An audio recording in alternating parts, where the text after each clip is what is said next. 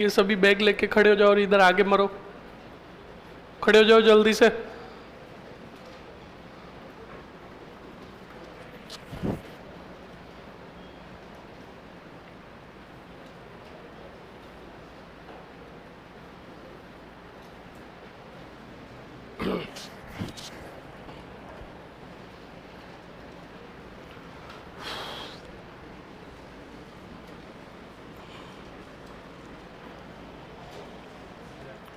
खड़ी हो जा, खड़ी हो जा, जल्दी से आगे आ जा।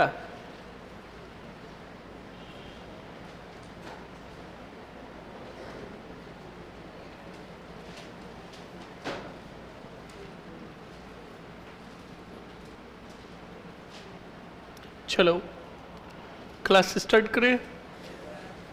ऑल ऑफ गुड आफ्टरनून, कैसे हो सभी? बढ़िया। लास्ट पॉइंट बताओ, कहाँ तक पढ़ा हमने? मेव किसान समझा तो दिया था ना कल, कि नहीं समझाया था? समझाया? चलो वापस समझा देते हैं। आवाज़ नहीं। पिछले वाले जो पढ़े वो आपको याद है? किन किन को याद है हाथ खड़ा करना? जिनको याद है वो हाथ खड़े करो। याद है? खड़े हो। अब बताओ निमुचना घटना कब हुई? बहुत बढ़िया, बैठो। पढ़ी रहने देना।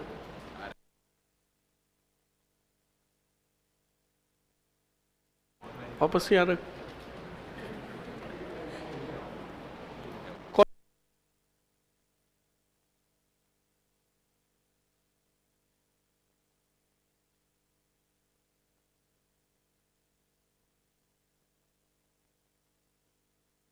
ये बोल रहा है, मैंने बोला ही नहीं।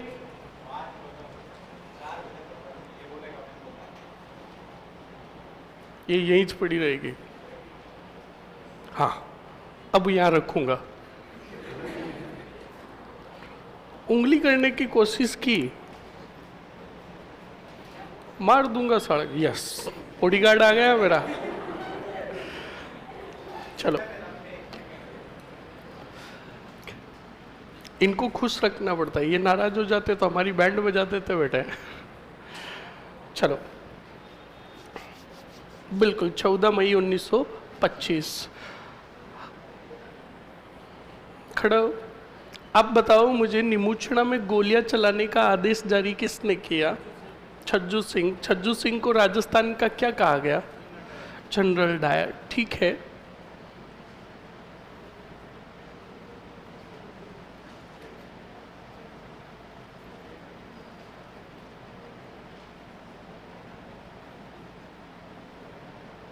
बैठो। और कौन बताएगा? नेक्स्ट। डाबी पंच बोर्ड की स्थापना कब हुई? किसने की? ठीक है। नेतृत्वकर्ता कौन थे? डाबी किसान आंदोलन बोल दो, बरड़ किसान आंदोलन बोल दो।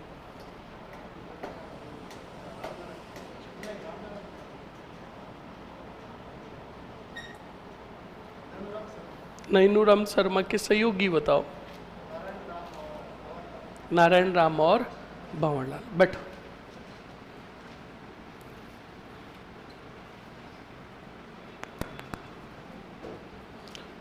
गोविंदपुरा घटना में कौन किसान शहीद हुए थे?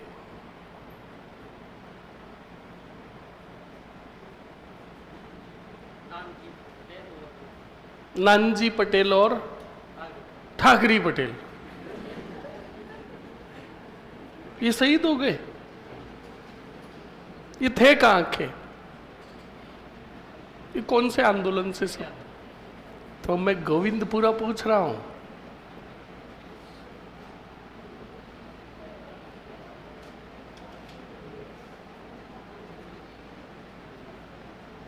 बैठो। कौन बताएगा?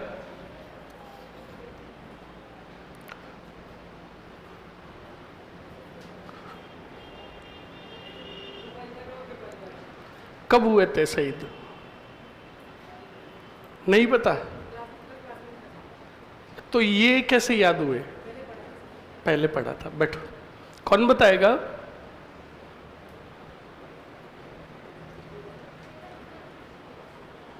बैठो, ठीक है। डाबी घटना में झंडा गीत गाते हुए शहीद कौन हुए? कौन बताएगा? डाबी घटना में झंडा गीत गाते हुए शहीद कौन हुए थे? हाँ छोरी खड़ी हो, पास वाली, हाँ तेरे पास वाली खड़ी हो। देवीलाल गुजर। और एक ही शहीद हुए? एक और कौन? ये देवीलाल गुजर तो सहयोगी थे। मैन कौन? ऐसे गाडा रीजो रे गुजरो कल आई थी। हाँ तो कौन, ये गीत किसने गाया? सर वॉइस तो याद नहीं आ रहा है, कौन बताएगा? छोटी बताओ, क्या नाम है तेरा? छोटू ही? क्या बात है, बहुत बढ़िया। पर एक बात कह देता हूँ स्टूडेंट, इससे सीखो, बिल्कुल कह रहा हूँ। गर्ल्स बिल्कुल इससे कुछ सीखो। सबसे क्लास में छोटी है और पूरा का पूरा मतलब जो पढ़ाया वो चीज़ें पूरी याद है इसको। बताओ। नानक जी भीलौर। ये घटना कब हुई थी, डाबी घटना? इकराम हुसैन ने गोलियां चलाई ना? हाँ, बहुत बढ़िया। 2 अप्रैल 1923। गोविंदपुरा घटना कब हुई? 13 जुलाई 1923। इस घटना में कौन कौन शहीद हुए? करपा जी। ओके, आप मुझे बताओ नानजी और ठाकरी पटेल का संबंध किस आंदोलन से है?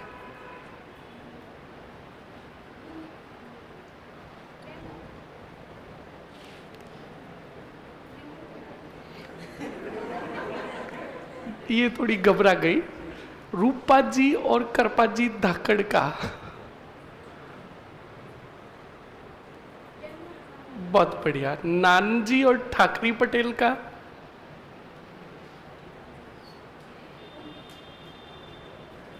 नानजी और ठाकरी पटेल, कहाँ पढ़ा हमने इनको? बिजोलिया। मन्नाजी पटेल का संबंध किस आंदोलन से है? इनको ऊपरवाल पंच बोर्ड का क्या बनाया? ओके, ऊपरवाल पंच बोर्ड की स्थापना किसने की?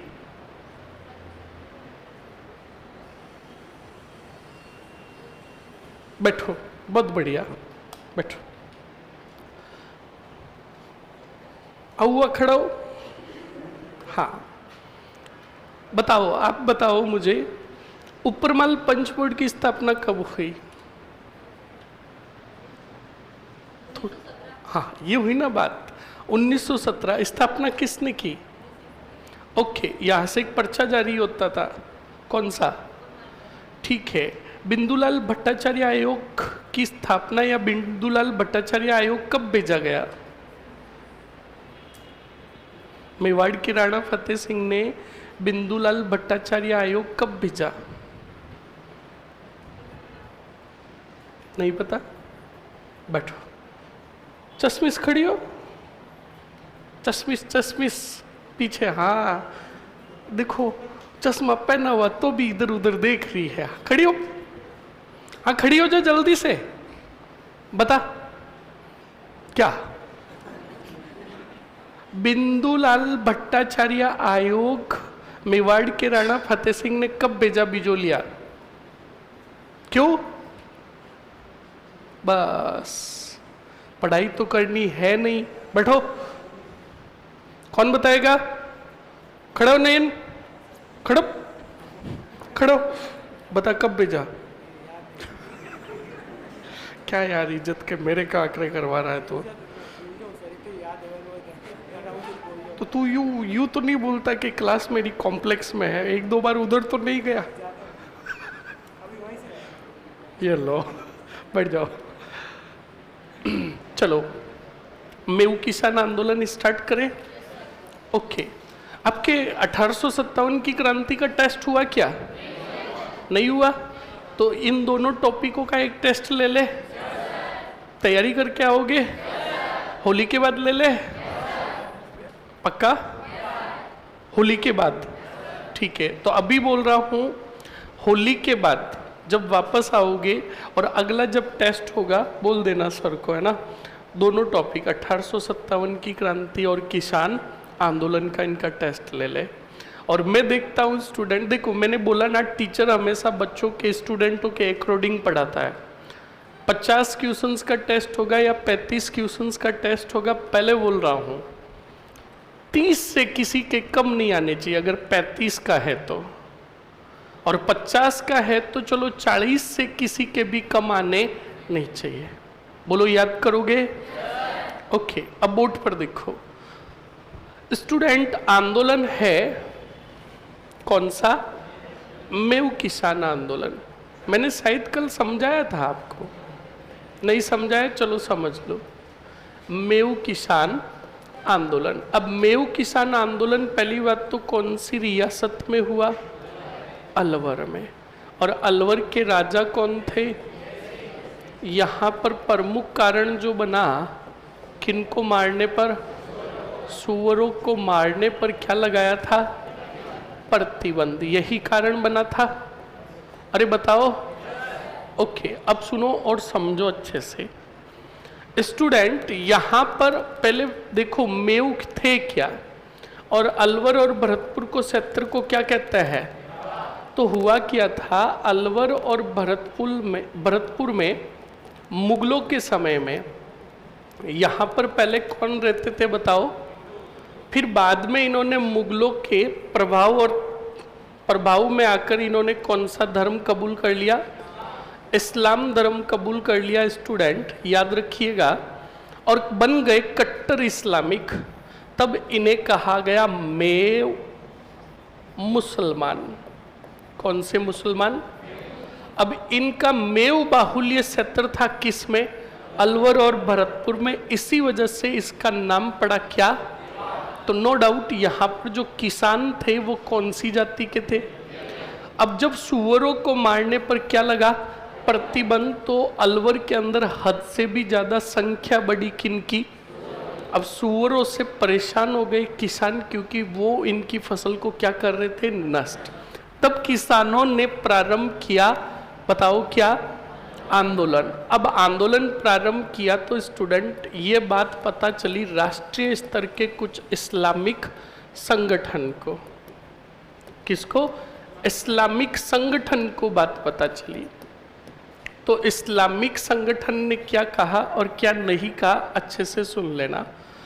एक तो था अंजुमन ए खादिमुल इस्लामिक संस्था, और एक था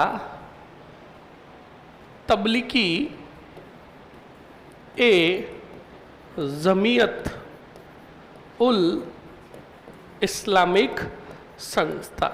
इनको जब पता चला तो ये दोनों संस्थाएं जुड़ी कौन से आंदोलन से? मेऊ किसान आंदोलन से। और मेऊ किसान आंदोलन से जुड़ी और मांग रखी कौन से सिंह के पास? जय सिंह के पास। कहा कि हम मेऊ जाति के किसानों को, व्यक्तियों को जागरूक करने के लिए क्या बनाएंगे और किनका निर्माण करवाएंगे, और इसकी अनुमति भी दे दी किसने? तो एक धर्म को हद से भी ज्यादा बढ़ावा मिल गया कौन से? वर में, अलवर में। तब यहाँ पर प्रारंभ हुए कौन से दंगे बताओ? अब जब सांप्रदायिक दंगे होने लगे अलवर के अंदर, तब अंग्रेजों ने नोटिस भेजा किसको? जय सिंह को। और जय सिंह को कहा, जय सिंह जी आपकी रियासत में सांप्रदायिक दंगे हो रहे हैं, इन दंगों पर नियंत्रण करो वरना फिर हमें कोई कार्रवाई करनी पड़ेगी। अब जय सिंह ने इस अंग्रेजों की बात पर कोई ध्यान दिया ही, और हद से भी ज्यादा सांप्रदायिक दंगे होने लगे कहाँ? अलवर में। जब हद से भी ज़्यादा दंगे होने लगे तब 1933 ईस्वी में, बोलो कब, अंग्रेजों ने अलवर का नियंत्रण अपने हाथों में ले लिया और जय सिंह को अलवर से भेज दिया बाहर। बाहर कहाँ? विदेश, बाहर भेज दिया और नियंत्रण अंग्रेजों ने अपने हाथों में ले लिया और 1933 में कुछ रियायतें प्रदान की किनको? मेव किसानों को, और ये आंदोलन क्या हो गया? और जय सिंह की बाहर रहते हुए ही 1937 में क्या हुई? मृत्यु। क्या हुई? तो आपको तो कुछ भी पॉइंट ध्यान नहीं रखने हैं। एक तो मेव किसान आंदोलन कब हुआ? 1932-33, ओके। उसके बाद दूसरा पॉइंट, मेव किसान आंदोलन के समय अलवर के राजा कौन थे? जय सिंह। तीसरा पॉइंट, नेतृत्वकर्ता कौन थे?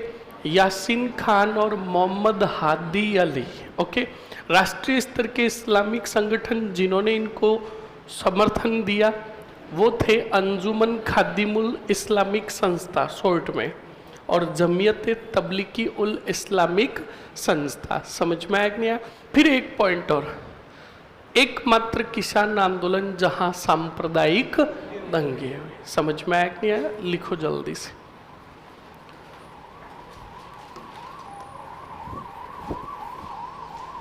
सर रीट कब आएगी? बिल्कुल आ जाएगी। अभी घोषणा तो हो गई, अब घर घर जाएगी, तब तक टाइम लगेगा, तो थोड़ा टाइम लगेगा। आप रीट आनी है तब आ जाएगी। समझ में आया कि नहीं आया? आप तो अपनी अच्छे से क्या करते रहो? तैयारी करते रहो। लिखो जल्दी से।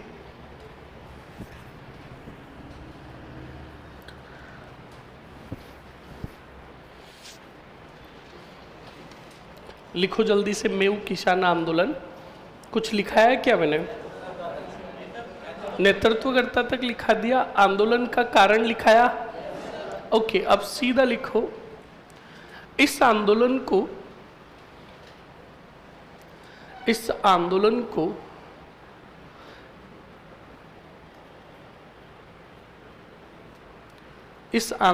को निम्न इस्लामिक संगठनों ने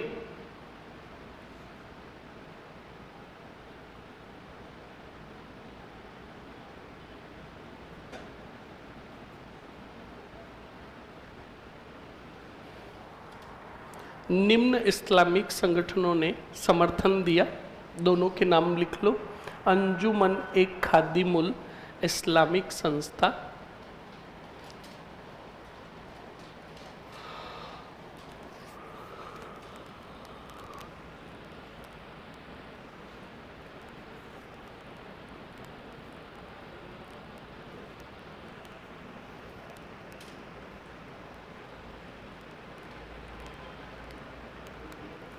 अंजुमन खादिमुल इस्लामिक संस्था। दूसरा तबलीगी ए जमीयत, तबलीगी ए जमीयत उल इस्लामिक संस्था, तबलीगी ए जमीयत उल इस्लामिक संस्था। लिख लिया? अब सीधा लिखो स्टूडेंट, एकमात्र किसान आंदोलन जहां सांप्रदायिक दंगे हुए,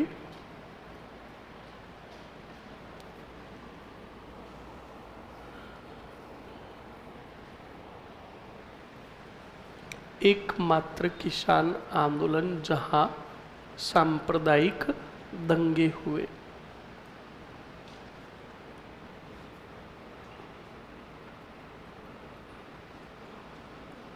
सांप्रदायिक दंगे हुए, लिख लिया?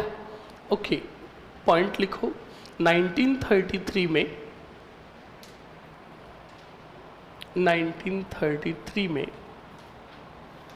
1933 ईस्वी में अंग्रेजों ने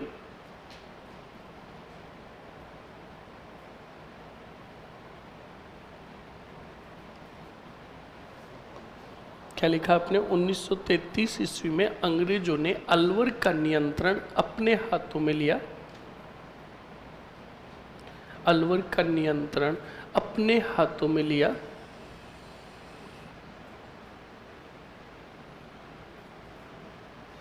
अलवर का नियंत्रण अपने हाथों में लिया तथा जय सिंह को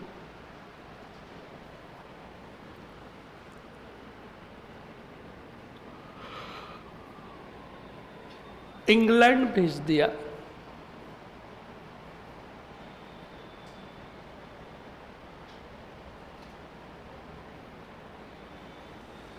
लिख लिया?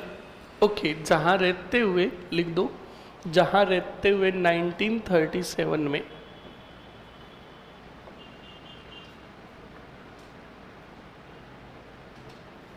जहां रहते हुए 1937 में क्या हुई? मृत्यु हुई।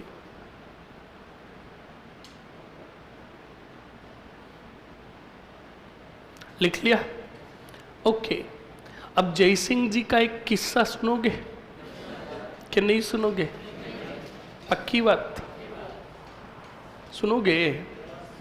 जय सिंह जी बड़े खतरनाक थे। जय सिंह जी ने बिल्कुल वहाँ बाहर जाने के बाद, अंग्रेजों के देशों में जाने के बाद भी वहाँ पे भी उन्होंने रहने के साथ कॉम्प्रोमाइज़ नहीं किया। उन्होंने कहा क्वालिटी के साथ कॉम्प्रोमाइज़ नहीं।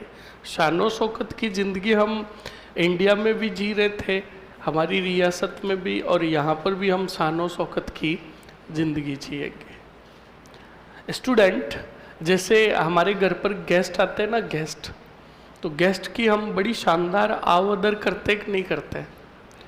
उसी प्रकार जैसे शादी के दौरान अगर फूफा का थोड़ा हम अच्छे से ध्यान नहीं रखे तो फूफा नाक बजाता कि नहीं बजाता है? उसी प्रकार सुनो और समझो। जब जय सिंह जी को अलवर से बाहर भेज दिया गया तो जय सिंह जी क्या करते हैं, एक दिन सुबह सुबह जल्दी उठते हैं और मॉर्निंग वॉक के लिए जाते हैं। किसके लिए? मॉर्निंग वॉक, घूमने के लिए जाते हैं। सर आंदोलन की डेट नहीं लिखाई तो लिख लो ना 1932-33, जहाँ पर हेडिंग डाला ना मेव किसान आंदोलन, लिख दो 32-33, 1932-33। अब सुनो, तो बिल्कुल सुबह उठे और मॉर्निंग वॉक के लिए गए, घूमने के लिए गए, तो उनके साथ उनके नौकर भी थे।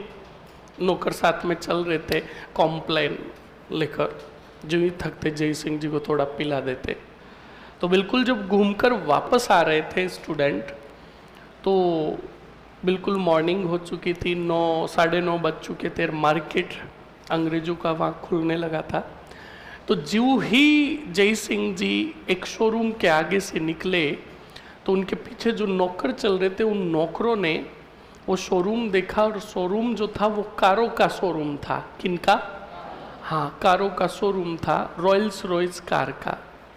तो रॉयल्स रॉयस कार के आगे से जय सिंह जी और जय सिंह के नौकर निकले तो नौकरों ने बड़ी बुरी बुरी प्रशंसा की, तारीफ की। किनकी? कार की। का ये कार बड़ी जबरदस्त कार है, ये रईस लोगों के पास रहती है, ये कार छोटे मोटे लोगों के पास होती नहीं है। तो ये बात और इस कार की प्रशंसा सुनी आगे चल रहे कौन से सिंह ने? तो जय सिंह ने कहा अगर ऐसी बात है तो अभी ले लेते हैं। हाथों हाथ उसी टाइम जय Singh ji Royals Royce showroom में चले गए। अब रॉयल्स रॉयस शोरूम में गए तो ट्रैक सूट में ही चले गए। सुबह सुबह मॉर्निंग का जो ट्रैक सूट होता है ना, उसी में चले गए। अब आपको पता है वो विदेश था, और विदेश में लोग सब कैसे थे? बोलो, गोरे थे। और हमारे जय सिंह जी तो, हाँ बिल्कुल फैक्ट है। अब हम अंग्रेजों के सामने, भले ही हम कितने ही गोरे क्यों नहीं हो, अंग्रेजों के सामने अगर खड़े होंगे तो क्या लगेंगे? काले लगेंगे। तो जय सिंह जी एक तो ऊपर से काले और ऊपर से काला कोट ट्रैक सूट पहना हुआ चले गए। तो वहाँ पर सुबह सुबह का टाइम था, एम्प्लॉयज़ वगैरह सभी काम कर रहे थे, तो जय सिंह को किसी ने कुछ पूछा ही नहीं। जय सिंह जी को ये बात चुभ गई। आखिरकार फिर जय सिंह ने एक एम्प्लॉयज को बुलाया, कहा इधर आ। वो आया तो कहा जी बोलिए, तो कहा कार लेनी है। तो उस एम्प्लॉयज ने पहले जय सिंह जी को देखा, तो उसने सोचा कि ऐसे ही कोई सुबह सुबह मजाक करने आ गया, तो उसने बोल दिया सॉरी आउट ऑफ स्टॉक, है ही नहीं कार। और जहाँ तक कि कारें सामने पड़ी थी। अब जय सिंह जी की आवदर नहीं हुई, जय सिंह जी को किसी ने बैठने का पूछा नहीं। जय सिंह जी ने कहा अभी रुको, वापस आता हूँ। जय सिंह जी गए अपने रूम जाकर बढ़िया स्नान किया डव साबुन से, हाँ, ताकि थोड़े बहुत क्या दिखे, हाँ, डव साबुन से स्नान कर बढ़िया वही राजाशाही कपड़े पहनकर वापस आए उसी शोरूम में। तो बेटे एम्प्लॉइज दौड़ दौड़ के आ रहे थे किसके पास, जय सिंह के पास। जय सिंह को कहा बताओ बताओ क्या हेल्प चाहिए। तो जय सिंह ने कहा शट अप, हम नौकरों से बात नहीं करते, तुम्हारे मालिक को बुलाओ। अब बिल्कुल स्टूडेंट ऑनर को बुलाया गया। ऑनर ने कहा जी कहिए। तो कहा कार लेनी है। तो कहा ओके मिल जाएगी, डाउन पेमेंट कितना दोगे। तो कहा शट अप, पूरा कैश। कहा पूरा कैश। कहा बिल्कुल, और तुम्हारे शोरूम में जितनी कारें हैं पूरी बुक कर दो। कहा पूरी। कहा तो कहा अभी फिलहाल कितनी है, 3 या 4। का बिल्कुल बुक कर दो। का पेमेंट फिर। का पूरा कैश। तो कहा इतना कैश। का बिल्कुल। कहा आपके पास है तो सही। तो कहा चिंता मत करो, अगर हमारे पास होगा या नहीं होगा, और नहीं होगा तो हम एक हमारी रियासत में संदेश भेजेंगे, करो में वर्दी कर दो। क्या कर दो, पर तुझे तेरा पैसा पूरा मिलेगा कैश में। बिल्कुल स्टूडेंट, कहा जाता है कि कार ले ली किसने, जय सिंह जी ने। और जय सिंह जी ने तो कार ली, खुद ने नहीं चलाई। कार लेने के बाद नौकर जो आए थे, उन नौकरों को कहा यह हमारे लिए डब्बा है, और डब्बे हम नहीं चलाते, नौकरों ये तुम्हारे लिए कार ली है। नौकरों की तो बल्ले बल्ले। अब नौकर बेटे रॉयल्स रॉयस कार लेकर घूम रहे हैं पूरे शहर में। और जय सिंह जी ने उन नौकरों को कहा कि तुम कार चलाओगे तो सिर्फ उस शोरूम के चारों तरफ, और इस कार के आगे झाड़ू लगवाओ। क्या लगवाओ, झाड़ू। कार के आगे का 2 झाड़ू लगाओ, और आप जो ही रॉयल्स रॉयस शोरूम के अंदर कोई कार खरीदने के लिए जाए तो आप उस कार को उस रॉयल्स रॉयस शोरूम के आगे घुमाओ। झाड़ू के आगे क्या इकट्ठा हो, कचरा, उस कचरे को इकट्ठा करो और उस कार में डालो। नौकर बेटे बड़े खतरनाक थे। नौकर एक खड़ा रहता रॉयल्स रॉयस शोरूम के गेट के पास, ज्यों ही कोई कस्टमर आता हुआ दिखाई देता तो इशारा करते ला। तो वो भाई नौकर एक हाथ ऐसे एक हाथ ऐसे, और गाड़ी कौन सी, Rolls Royce. Rolls Royce car जिसके आगे झाड़ू लगे हुए, शोरूम के मेन गेट के आगे जाकर कार को रोकता, आगे कचरा इकट्ठा होता, उस कचरे को इकट्ठा करके उसी कार के डिक्की में डालता।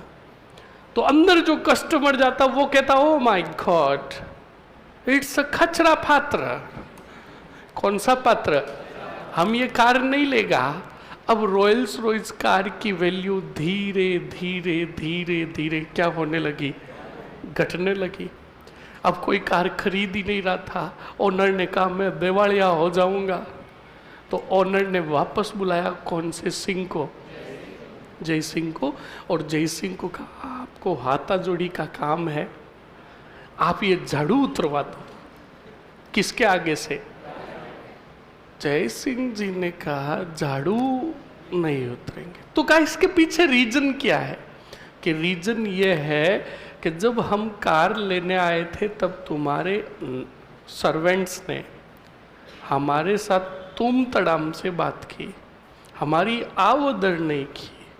और हम कौन से थान के हैं, और राजस्थान है प्रधान, झाड़ू तो खुलने वाले नहीं है। तब उस ओनर ने कहा तुम चाहो तो एक कार और ले लो ऐसे ही, पर ये झाड़ू उतरवा दो वरना मैं दिवालिया हो जाऊंगा। तो कहा तुझे रियलाइज हो रहा है तेरी गलती का? कहा बिल्कुल हो रहा है। तो कहा ठीक है, झाड़ू तो नहीं उतरेंगे पर मैं इन कारों को भेज देता हूं। कहा? अपनी रियासत अलवर में। अलवर की नगर पालिका में ये कचरा ही उठाएगी। समझ में आया कि नहीं आया? तो एक राजा हमारे ऐसे भी हुए जो अंग्रेज कहते थे ये हमारी शानो शौकत और आरामदायक कार है।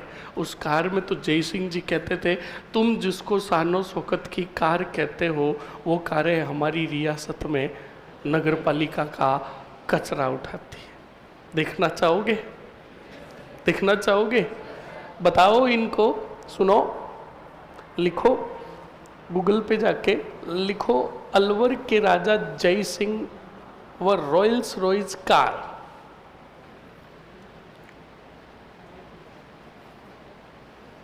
सर उन्हें अलवर की नगर पालिका में भी लगाया? हाँ बिल्कुल, फिर भेज दी उनको। कहा? नगर पालिका के अंदर। और अलवर के हर क्षेत्र में वो कार जाती और गीत चलता, गाड़ी वाला आया घर से कचरा निकाल। समझ में आया ना? ऐसा कुछ भी नहीं है, पर हाँ ये किस्सा यहाँ पर जुड़ता अच्छा है। ओके, अभी बताते हैं आपको। जय सिंह, तू तो नाम लिख दे, जय सिंह व रॉयल्स रॉयस कार। आवाज नहीं? जय सिंह व रॉयल्स रॉयस कार, या जय सिंह और कार लिख दे तो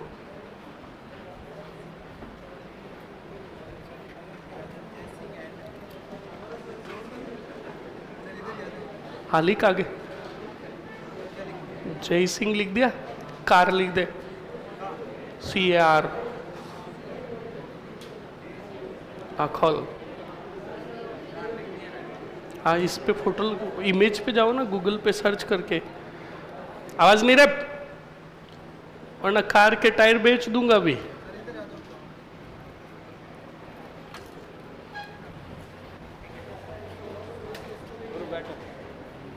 हट, इसको हटा। हाँ ये आई देख, गूगल का है, गूगल। ऊपर जा, ऊपर जा, ऊपर जा, यहाँ पे बताएगी नहीं। और ऊपर निकाल, पूरा ऊपर निकाल दे। गूगल का खोला तूने? हाँ ये फोटो बता दे, इसको क्लिक करके। तू हटा ना इसको, गूगल कहाँ है रे? छोड़ो, आवाज नहीं। गूगल कहाँ है?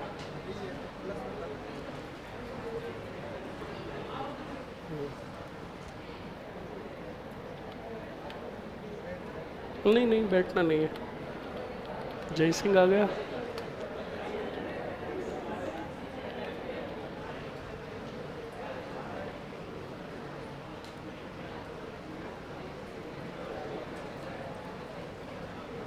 ये देख कहाँ पे, ये ले ले फोटो एक, ये ले ले, इसको सेव कर ले और इनको दिखा दे। ये ले ले, ये ले ले और एक ये ले ले, तीनों फोटो है ना।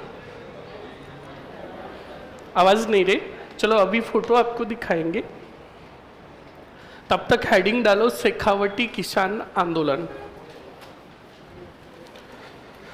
शेखावटी किसान आंदोलन।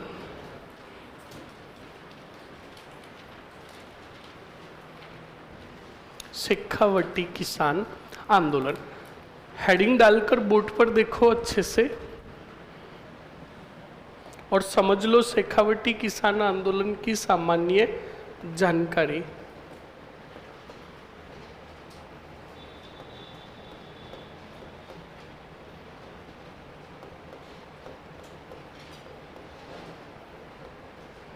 अब सुनो और समझो। शेखावटी किसान आंदोलन की अगर सामान्य बात करें तो यह कौन सी रियासत का? आमेर रियासत का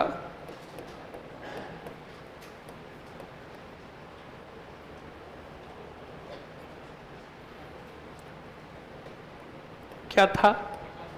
ठिकाना था। आई की दृष्टि से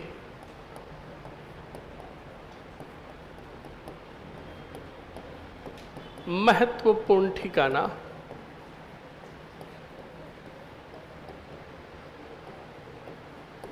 ओके, अब सुनिएगा, शेखावटी के जो राव थे वो थे, बताओ कौन? कल्याण सिंह। ओके, यहाँ पर किसान जो थे वो थे कौन सी जाति के? और यहाँ पर जो संघर्ष देखने को मिलेगा वो जाट जागीरदार, इन दो के बीच में क्या देखने को मिलेगा? संघर्ष। और यहाँ थे पंच पाणे। कौन से पाणे? पंच पाणे। और पंच पाणे में लिखोगे बाद में डावा ही डावा मंडावा, लोध ही लोध डूंड लोथ, गढ़ ही गढ़ नवलगढ़, साऊ ही साऊ बिसाऊ। और उसके बाद मलसी सर। कौन सा सर? तो सुनो, पहली बात तो पंचपाणे है क्या?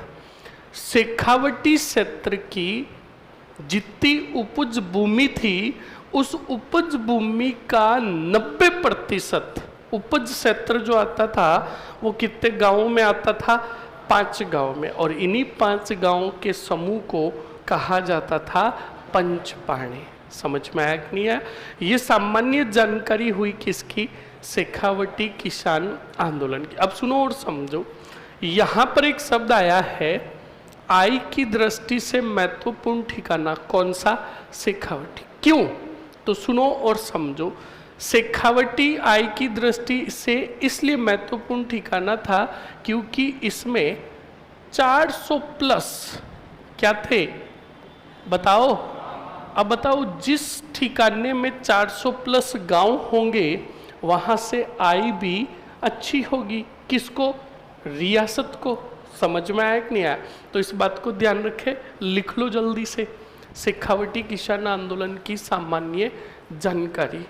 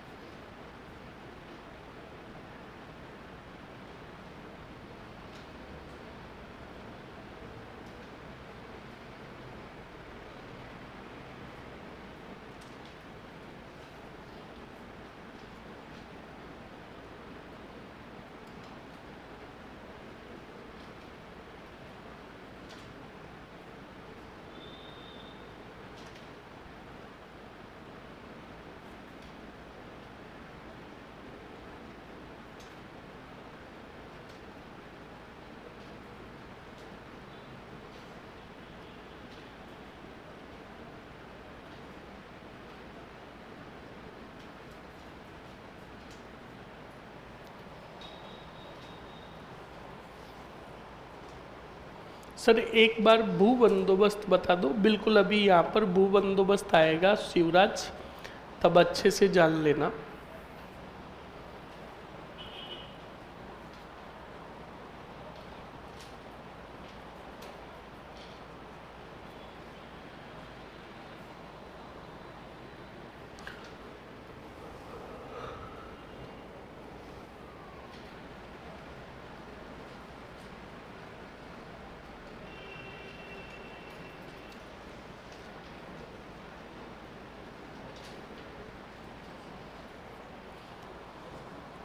लिख लिया सभी ने? जल्दी से लिखो।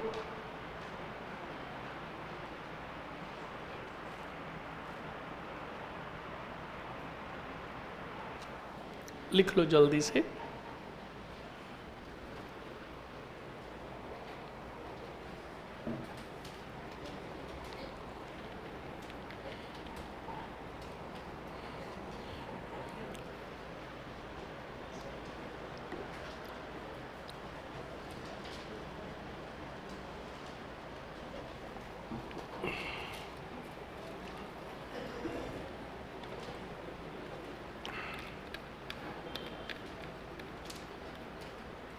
लिख लिया? चलो फोटोज देखोगे? देख ली ना? नहीं देखी? चलो ये देखो स्टूडेंट, ये थोड़ी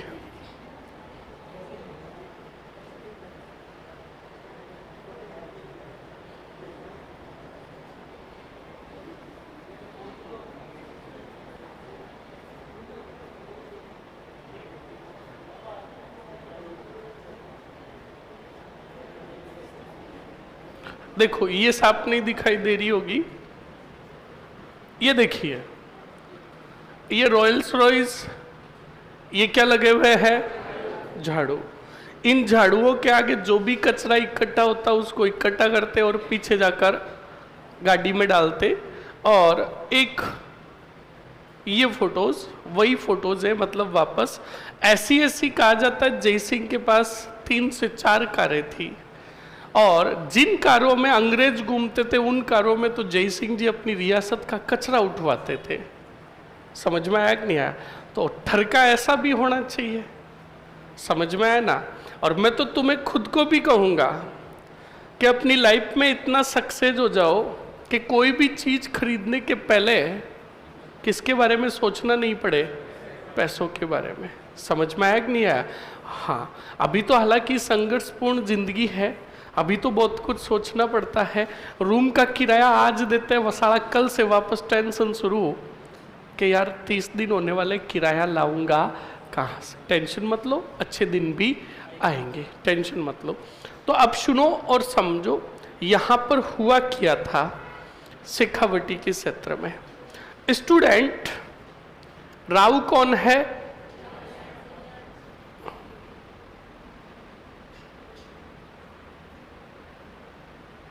राव कौन है? कल्याण सिंह। कल्याण सिंह के पहले राव थे, बताओ कौन? माधो सिंह। कौन थे? और माधो सिंह दुनिया छोड़कर चले गए।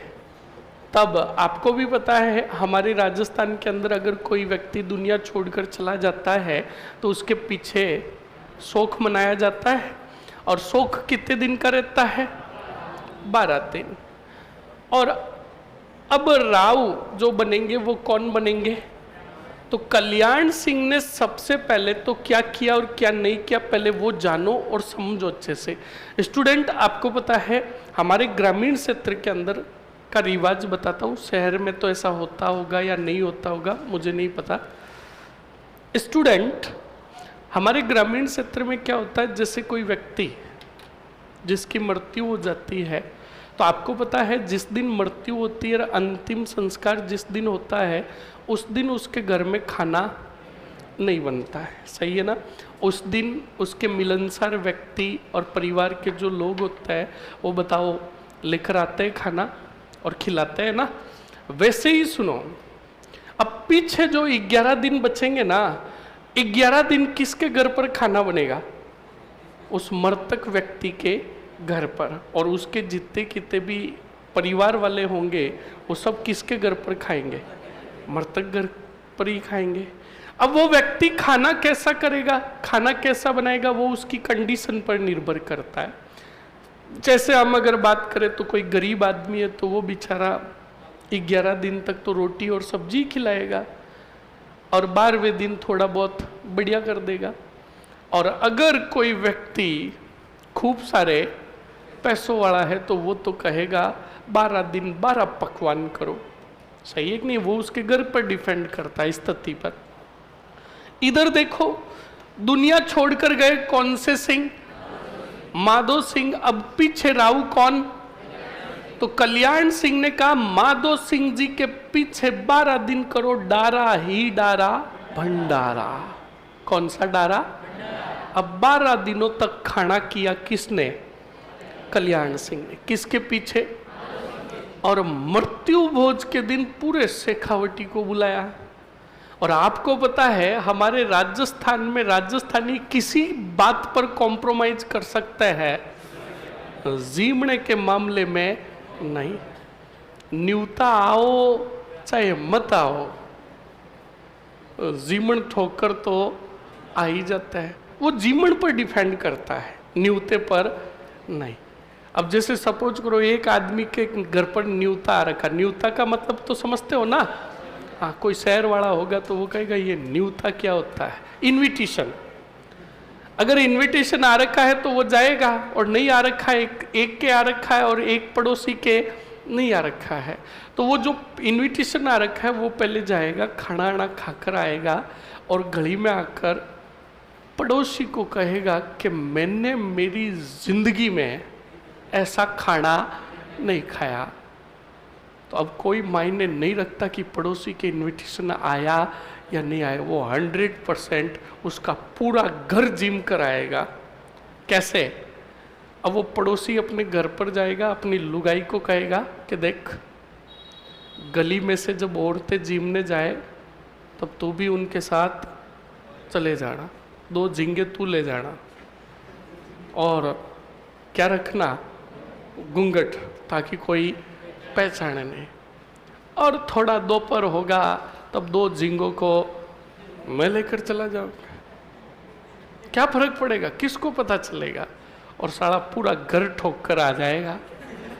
अब वो तो खाकर आएंगे ही आएंगे, वापस जब आएंगे तो झींगे कितने हैं? 4 झींगे, दोनों हाथों में 2-2 गुलाब जामुन। देख लो, ये गांव में होता है बिल्कुल।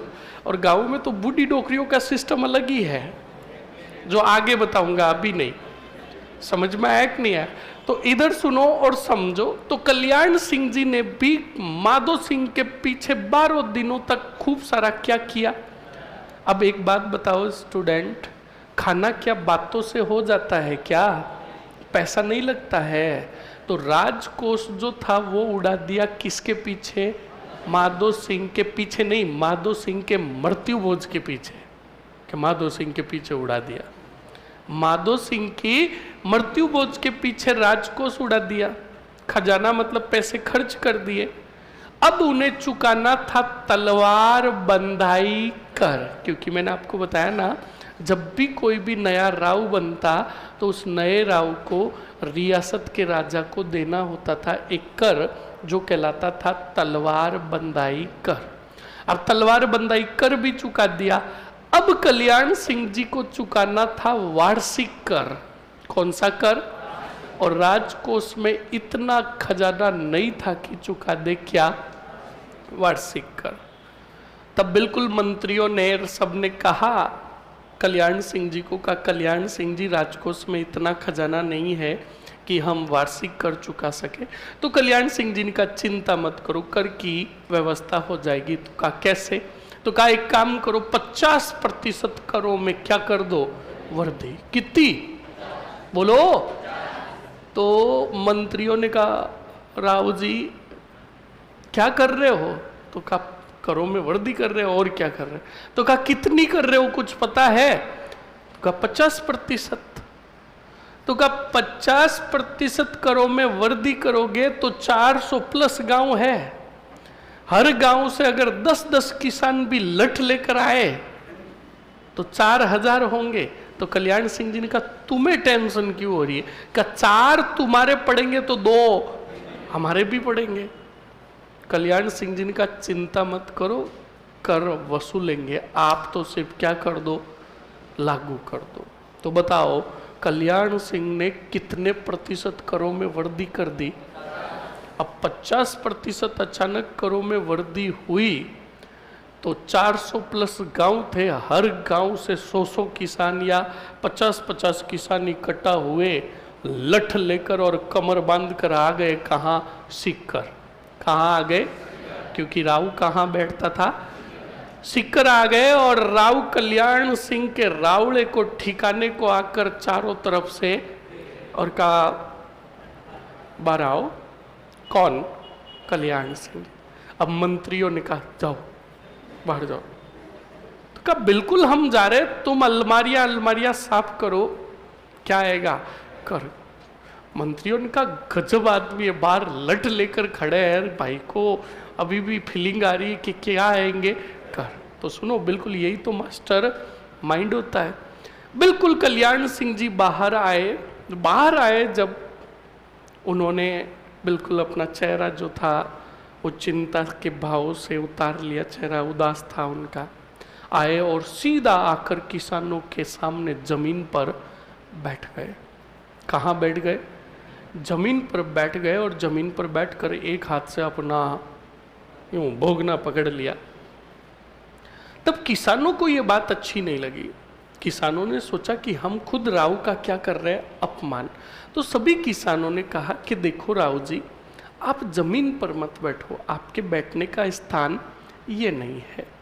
आप अंदर से बैठने के लिए आपके लिए कोई चेयर वगैरह सिंहासन वगैरह मंगाओ, उस पर बैठो, जो भी बात होगी बाद में हो जाएगी। तो कल्याण सिंह जी ने कहा देखो किसानों, मैं सीधी बात आपको बताता हूँ कि माधो सिंह जी दुनिया छोड़कर चले गए। आपको भी पता है मैंने उनके पीछे 12 दिन तक क्या किया, भंडार। आधा राजकोष वहां पर खर्च हो गया। उसके बाद मैंने चुका दिया तलवार बंदाई कर।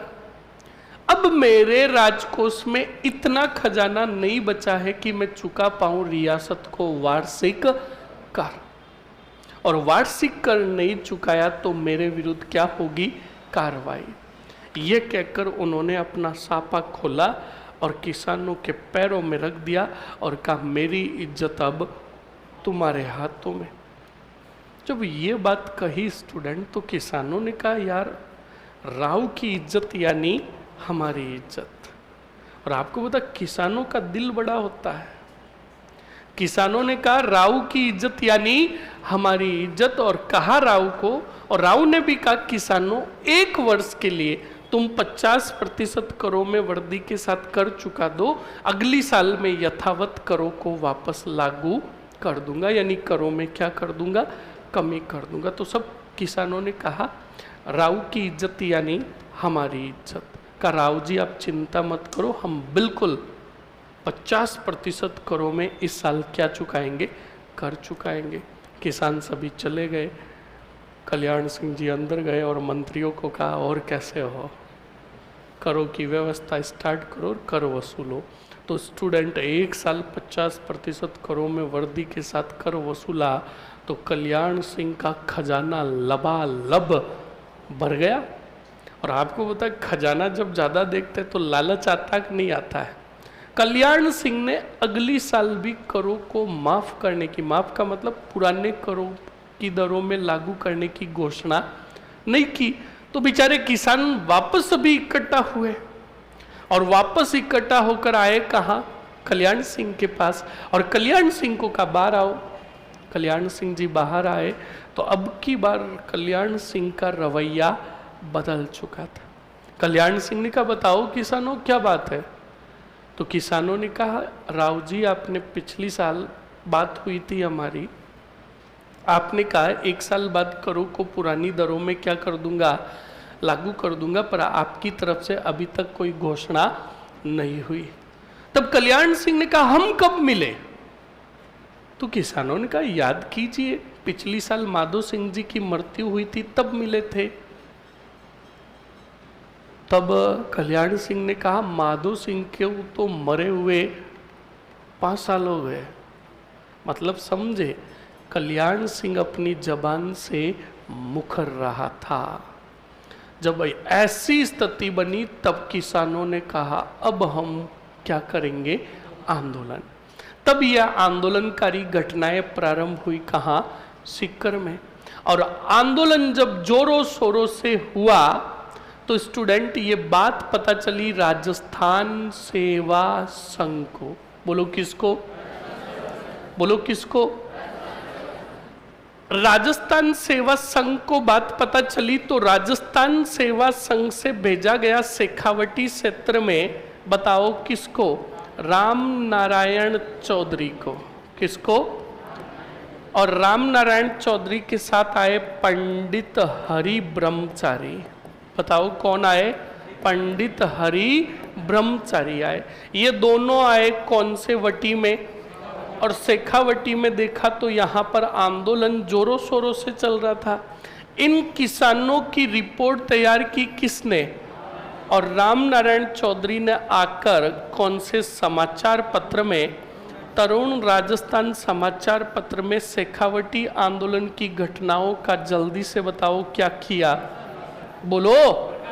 ये बात पता चली आमेर के राजा कौन से सिंह को? बोलो। तो मान सिंह जी का ही ठिकाना था कौन सा वटी? तो मान सिंह द्वितीय ने कहा कि हम राम नारायण चौधरी के आमेर रियासत में प्रवेश पर क्या लगाते हैं? प्रतिबंध। और तरुण राजस्थान समाचार के प्रवेश पर भी क्या लगाते हैं? रोक लगाते हैं। दोनों पर प्रतिबंध लगा दिया। अब जब दोनों पर प्रतिबंध लगा तो राम नारायण चौधरी ने शेखावटी आंदोलन की घटनाओं की एक प्रतिलिपि भेज दी। बताओ कहाँ? और लंदन में समाचार पत्र चलता था डेली हेराल्ड। बताओ कौन सा? डेली हेराल्ड में बताओ कौन से आंदोलन का प्रकाशन हुआ? शेखावटी किसान आंदोलन का क्या हुआ? प्रकाशन। और अंग्रेजों की जो संसद थी उसका नाम था हाउस ऑफ कॉमन्स। क्या नाम था? हाउस ऑफ कॉमन्स में भी जिक्र हुआ कौन से आंदोलन का? तो एक मिनट के लिए सोचो, आंदोलन हो कहाँ रहा है और इनका जिक्र कहाँ हो रहा है? लंदन में। लंदन के कहाँ? लंदन के डेली हेराल्ड समाचार पत्र में और ब्रिटेन के हाउस ऑफ कॉमन्स। बोलो समझ में आया कि नहीं आया? तो अभी तक जो हमने पढ़ा है उसको वापस कैसे रिपीट करना है, कैसे याद करना है? पहले तो लेनी है सामान्य जानकारी। क्या लेनी है? और फिर हमें सीधा लिखना है आंदोलन का कारण। तो कारण में हम लिखेंगे कि करों में कितने प्रतिशत वृद्धि हुई। तो इसी के विरोध में किसानों ने क्या प्रारंभ किया? और विरोध किया कौन से सिंह का? तब इस आंदोलन से जुड़े राजस्थान सेवा संघ के सदस्य कितने? पहले, दूसरे पंडित हरि ब्रह्मचारी। बताओ कौन जुड़े?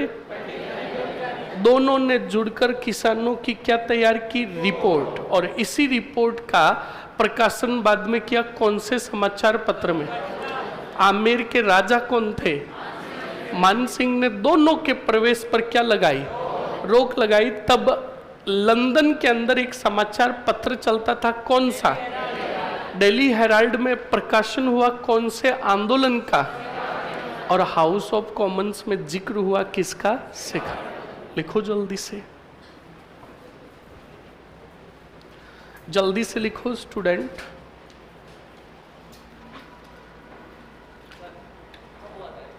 नाइनटीन 1922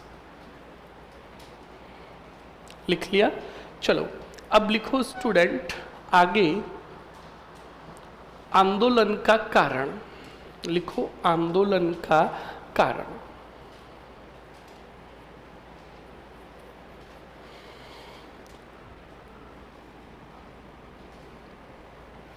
आंदोलन के कारण में लिखो स्टूडेंट, लिखो राव कल्याण सिंह ने, राव कल्याण सिंह ने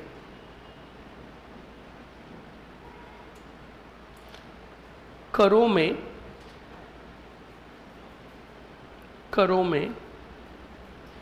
50%,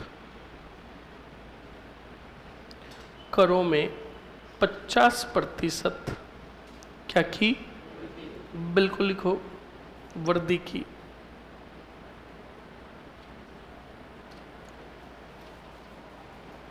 लिख लिया? ओके, नेक्स्ट आगे बढ़ो स्टूडेंट। लिखो, किसानों ने 1922 ईस्वी में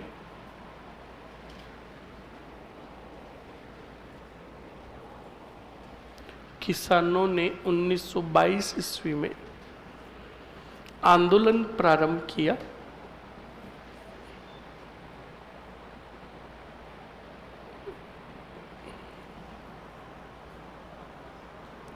आंदोलन प्रारंभ किया, लिख लिया।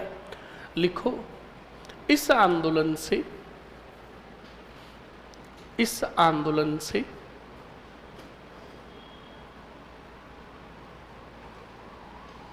इस आंदोलन से राजस्थान सेवा संघ के सदस्य इस आंदोलन से राजस्थान सेवा संघ के सदस्य राजस्थान सेवा संघ के सदस्य रामनारायण चौधरी व पंडित हरि ब्रह्मचारी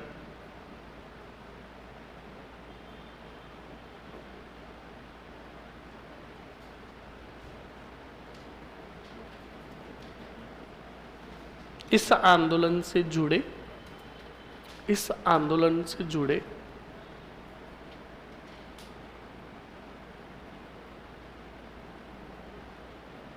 तथा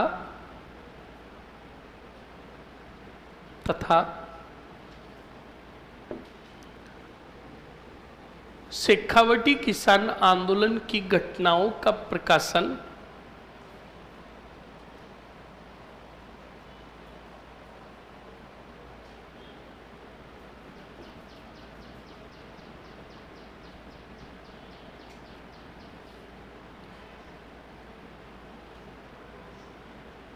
शेखावटी किसान आंदोलन की घटनाओं का प्रकाशन तरुण राजस्थान समाचार पत्र में किया।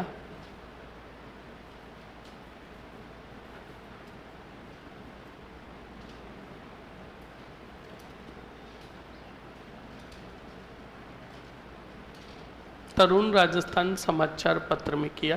लिखो, आमेर रियासत ने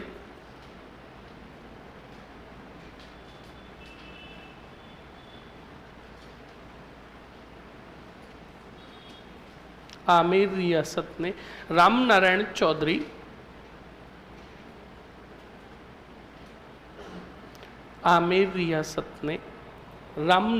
चौधरी व तरुण राजस्थान समाचार पत्र के प्रवेश पर क्या लगाई? रोक लगाई।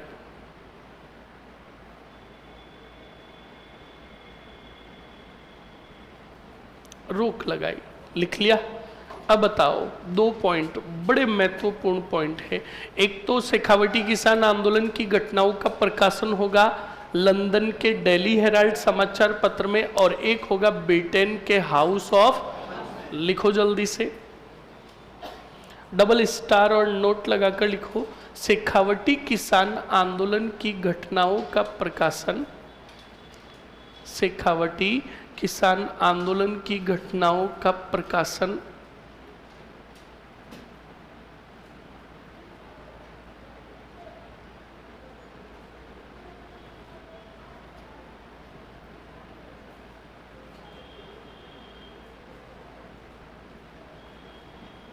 शेखावटी किसान आंदोलन की घटनाओं का प्रकाशन लंदन के डेली हेराल्ड समाचार पत्र में, लंदन के डेली हेराल्ड समाचार पत्र में हुआ।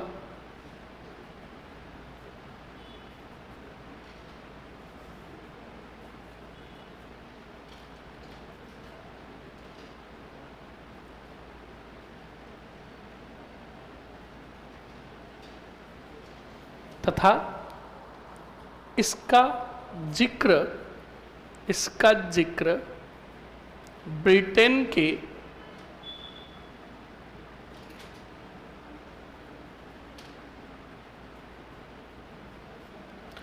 ब्रिटेन के संसद का नाम क्या है? हाउस ऑफ कॉमन्स में हुआ, हाउस ऑफ कॉमन्स में हुआ। हाउस ऑफ कॉमन्स, कॉमन आधा स, हाउस ऑफ कॉमन्स में हुआ। लिख लिया? अरे लिख लिया ना? ओके, चलिए अब सुनो और समझो अच्छे से आगे क्या होगा और क्या नहीं होगा। अब स्टूडेंट, जब हाउस ऑफ कॉमन्स में जिक्र हुआ शेखावटी किसान आंदोलन का, तब अंग्रेजों ने संदेश भेजा आमेर रियासत को, और आमेर रियासत के कौन से राजा को? मन सिंह को। मन सिंह को कहा कि आपकी रियासत के शेखावटी ठिकाने में ऐसी ऐसी घटनाएं हो रही है जिनका जिक्र हमारे हाउस ऑफ कॉमन्स में हुआ, इसलिए जल्द से जल्द किसानों की समस्याओं का क्या करवाए? समाधान। तो मान सिंह ने क्या किया? अपनी रियासत से एक अंग्रेज अधिकारी को भेजा जिसका नाम था ग्लेसी। क्या नाम था? क्या नाम था? उस ग्लेसी को कहा तू सीकर जा और लागू कर नवीन भू बंदोबस्त पद्धति। कौन सी पद्धति?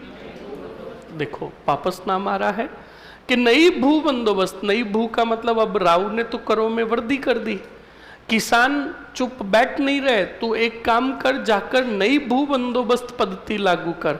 भू बंदोबस्त पद्धति का मतलब भूमि नई आवंटित कर, किसानों को भूमि के नए पट्टे दे और करों का निर्धारण नए सिरे से कर, ताकि किसान आंदोलन करना क्या कर देंगे? बंद। तो अब बताओ, आमेर रियासत से ग्लेसी जो अधिकारी है वो क्या करने के लिए आएगा? भू बंदोबस्त के लिए। उधर जब ये बात कल्याण सिंह को पता चली तो कल्याण सिंह जी खुरापाती दिमाग के, कल्याण सिंह जी को पता चला कि भू बंदोबस्त के लिए ग्लेसी आ रहा है, तो कल्याण सिंह जी का कोई बात नहीं, आने दो, हम उनको भी लपेट लेंगे और करों को तो इतना लूटेंगे, करों मतलब किसानों को करों में इतना लूटेंगे कि किसानों को पता ही नहीं चलेगा। कुछ कुछ छोरे होते हैं ना जिनका पढ़ाई में तो 1% भी मन नहीं लगता, पर दूसरी एक्टिविटी में उनका मन जबरदस्त लगता है, माइंड इतना दौड़ता है कि पूछो ही मत। तो स्टूडेंट, कल्याण सिंह जी भी बड़े खुरापाती खोपड़ी के थे। कल्याण सिंह जी के ठिकाने में जब आया ग्लेसी, तो ग्लेसी को पूछा, कल्याण सिंह जी ने कहा तुम क्या करोगे ग्लेसी? तो ग्लेसी ने कहा मैं न्यू लैंड सेटलमेंट कंडक्ट करूंगा, मतलब नवीन भू बंदोबस्त लागू करूंगा। तो कहा भू बंदोबस्त के तहत करेगा क्या? तो कहा मैं भूमि की पैमाइश करूंगा। पैमाइश का मतलब समझे? भूमि को मापूंगा और माप कर किसानों को पट्टे दूंगा, और जितनी भूमि के पट्टे मिले उसके आधार पर करों को तय करूंगा। तो कहा ठीक है, हम जो कहेंगे वो करोगे, जिसमें तुम्हारा भी फायदा हमारा भी फायदा। तो कहा क्या करना है? तो कहा तू भूमि मापेगा किससे? तो तुम बताओ, भूमि मापने के यंत्र को क्या कहता है? बोलो, जरीब। क्या कहता है? बोलो। हाँ, कहा मैं जरीब से मापूंगा। पटवारी होता ना, पटवारी, पटवारी भूमि जो मापता किससे मापता है? हाँ, तो देखो अब माइंड देखना कल्याण सिंह जी का कैसे लूटेंगे।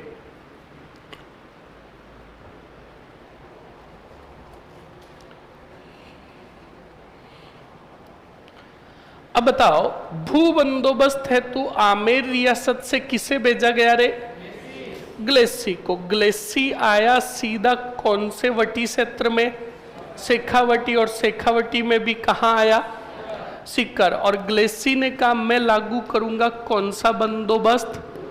भू बंदोबस्त। तो भू बंदोबस्त के तहत आप देखना कल्याण सिंह जी क्या कह रहे हैं। कल्याण सिंह जी ने कहा कि ग्लेसी तू एक काम कर, जब भू बंदोबस्त करे तब किसकी लंबाई, जरीब की लंबाई को क्या कर देना?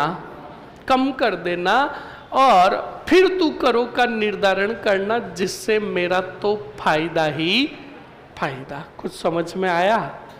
आया? नहीं आया। अब सुनना और समझना। अब तुम्हें समझ में आएगा कि कल्याण सिंह कितने मास्टर माइंड थे। स्टूडेंट, जरीब की वास्तविक लंबाई, जैसे मैं बताऊं, ये एक खेत का क्या है, टुकड़ा। अब भू बंदोबस्त होगा तो इस खेत को मापा जाएगा और मापकर फिर दिया जाएगा किनको, किसानों को। तो जरीब की वास्तविक लंबाई कितने फीट है बताओ। अब राव कह रहा है जरीब की लंबाई को क्या कर दे, कम कर दे, और कम करके तू कर दे इसको कितने फीट, 80 फीट। तो सुनना और समझना। अब ये एक खेत का टुकड़ा है, मैं इसको वास्तविक जरीब से मापूं तो यह आता है कितने बीघा, बोलो 10 बीघा या 10 हेक्टेयर, ठीक है। अब सुनो, अब राव, हाँ चलो 10 बीघा है, और करों का निर्धारण जो किया जाएगा 1000 प्रति हेक्टेयर से। तो अब सुनो, 10 बीघा है और 1 हेक्टेयर के कितने हैं, 1000, तो टोटल कितने हो गए। अब किसान को कर कितना चुकाना है, 10,000। अब राव कहता है कि तू जरीब की लंबाई को कम कर दे, और कम करके कितनी कर दे। अब इसी 10 बीघा खेत को 80 फीट की जरीब से मापा जाएगा, तो बताओ बीघों की संख्या में वृद्धि होगी कि नहीं होगी, बोलो। अब मैं इस जरीब से मापूं तो लगभग ये आएगा कितने बीघा, बोलो 15 बीघा। 1 हेक्टेयर के कितने हैं, 1000। और बताओ किसानों से कितने लिए जाएंगे, और वास्तविक रूप से कितने देने थे, कितने हजार का नुकसान, किनको नुकसान, फायदा किसका, बोलो। समझ में आ गया। तो सोच लो राव कितना मास्टर माइंड था। राव ने कहा तू जरीब की लंबाई घटा दे, जिससे बीघों की संख्या में क्या हो जाएगी, वृद्धि, और बीघों की संख्या के आधार पर ही तू तय करेगा क्या कर, जिसमें मेरा फायदा ही फायदा। तो बिल्कुल स्टूडेंट, जरीब की लंबाई घटाई गई और किसानों को जब जमीन के पट्टे दिए गए तो किसानों को शक हुआ। किसानों को कहा कि ये 15 बीघा जमीन है। किसानों ने कहा नहीं नहीं नहीं नहीं, ये 15 बीघा लग भी नहीं रही है। तो पहले किसानों ने कंफर्मेशन करने के लिए गांव में से बड़े बुजुर्ग लोगों को बुलाया, जिनको तजुर्बा होता है, जिन्हें ज्ञान होता है। और आपको पता, गांव के अंदर लोग खेत में फसल को देखकर बता देता है कि भाई तेरे 60 मण गेहूं रेवेला, सही है कि नहीं है।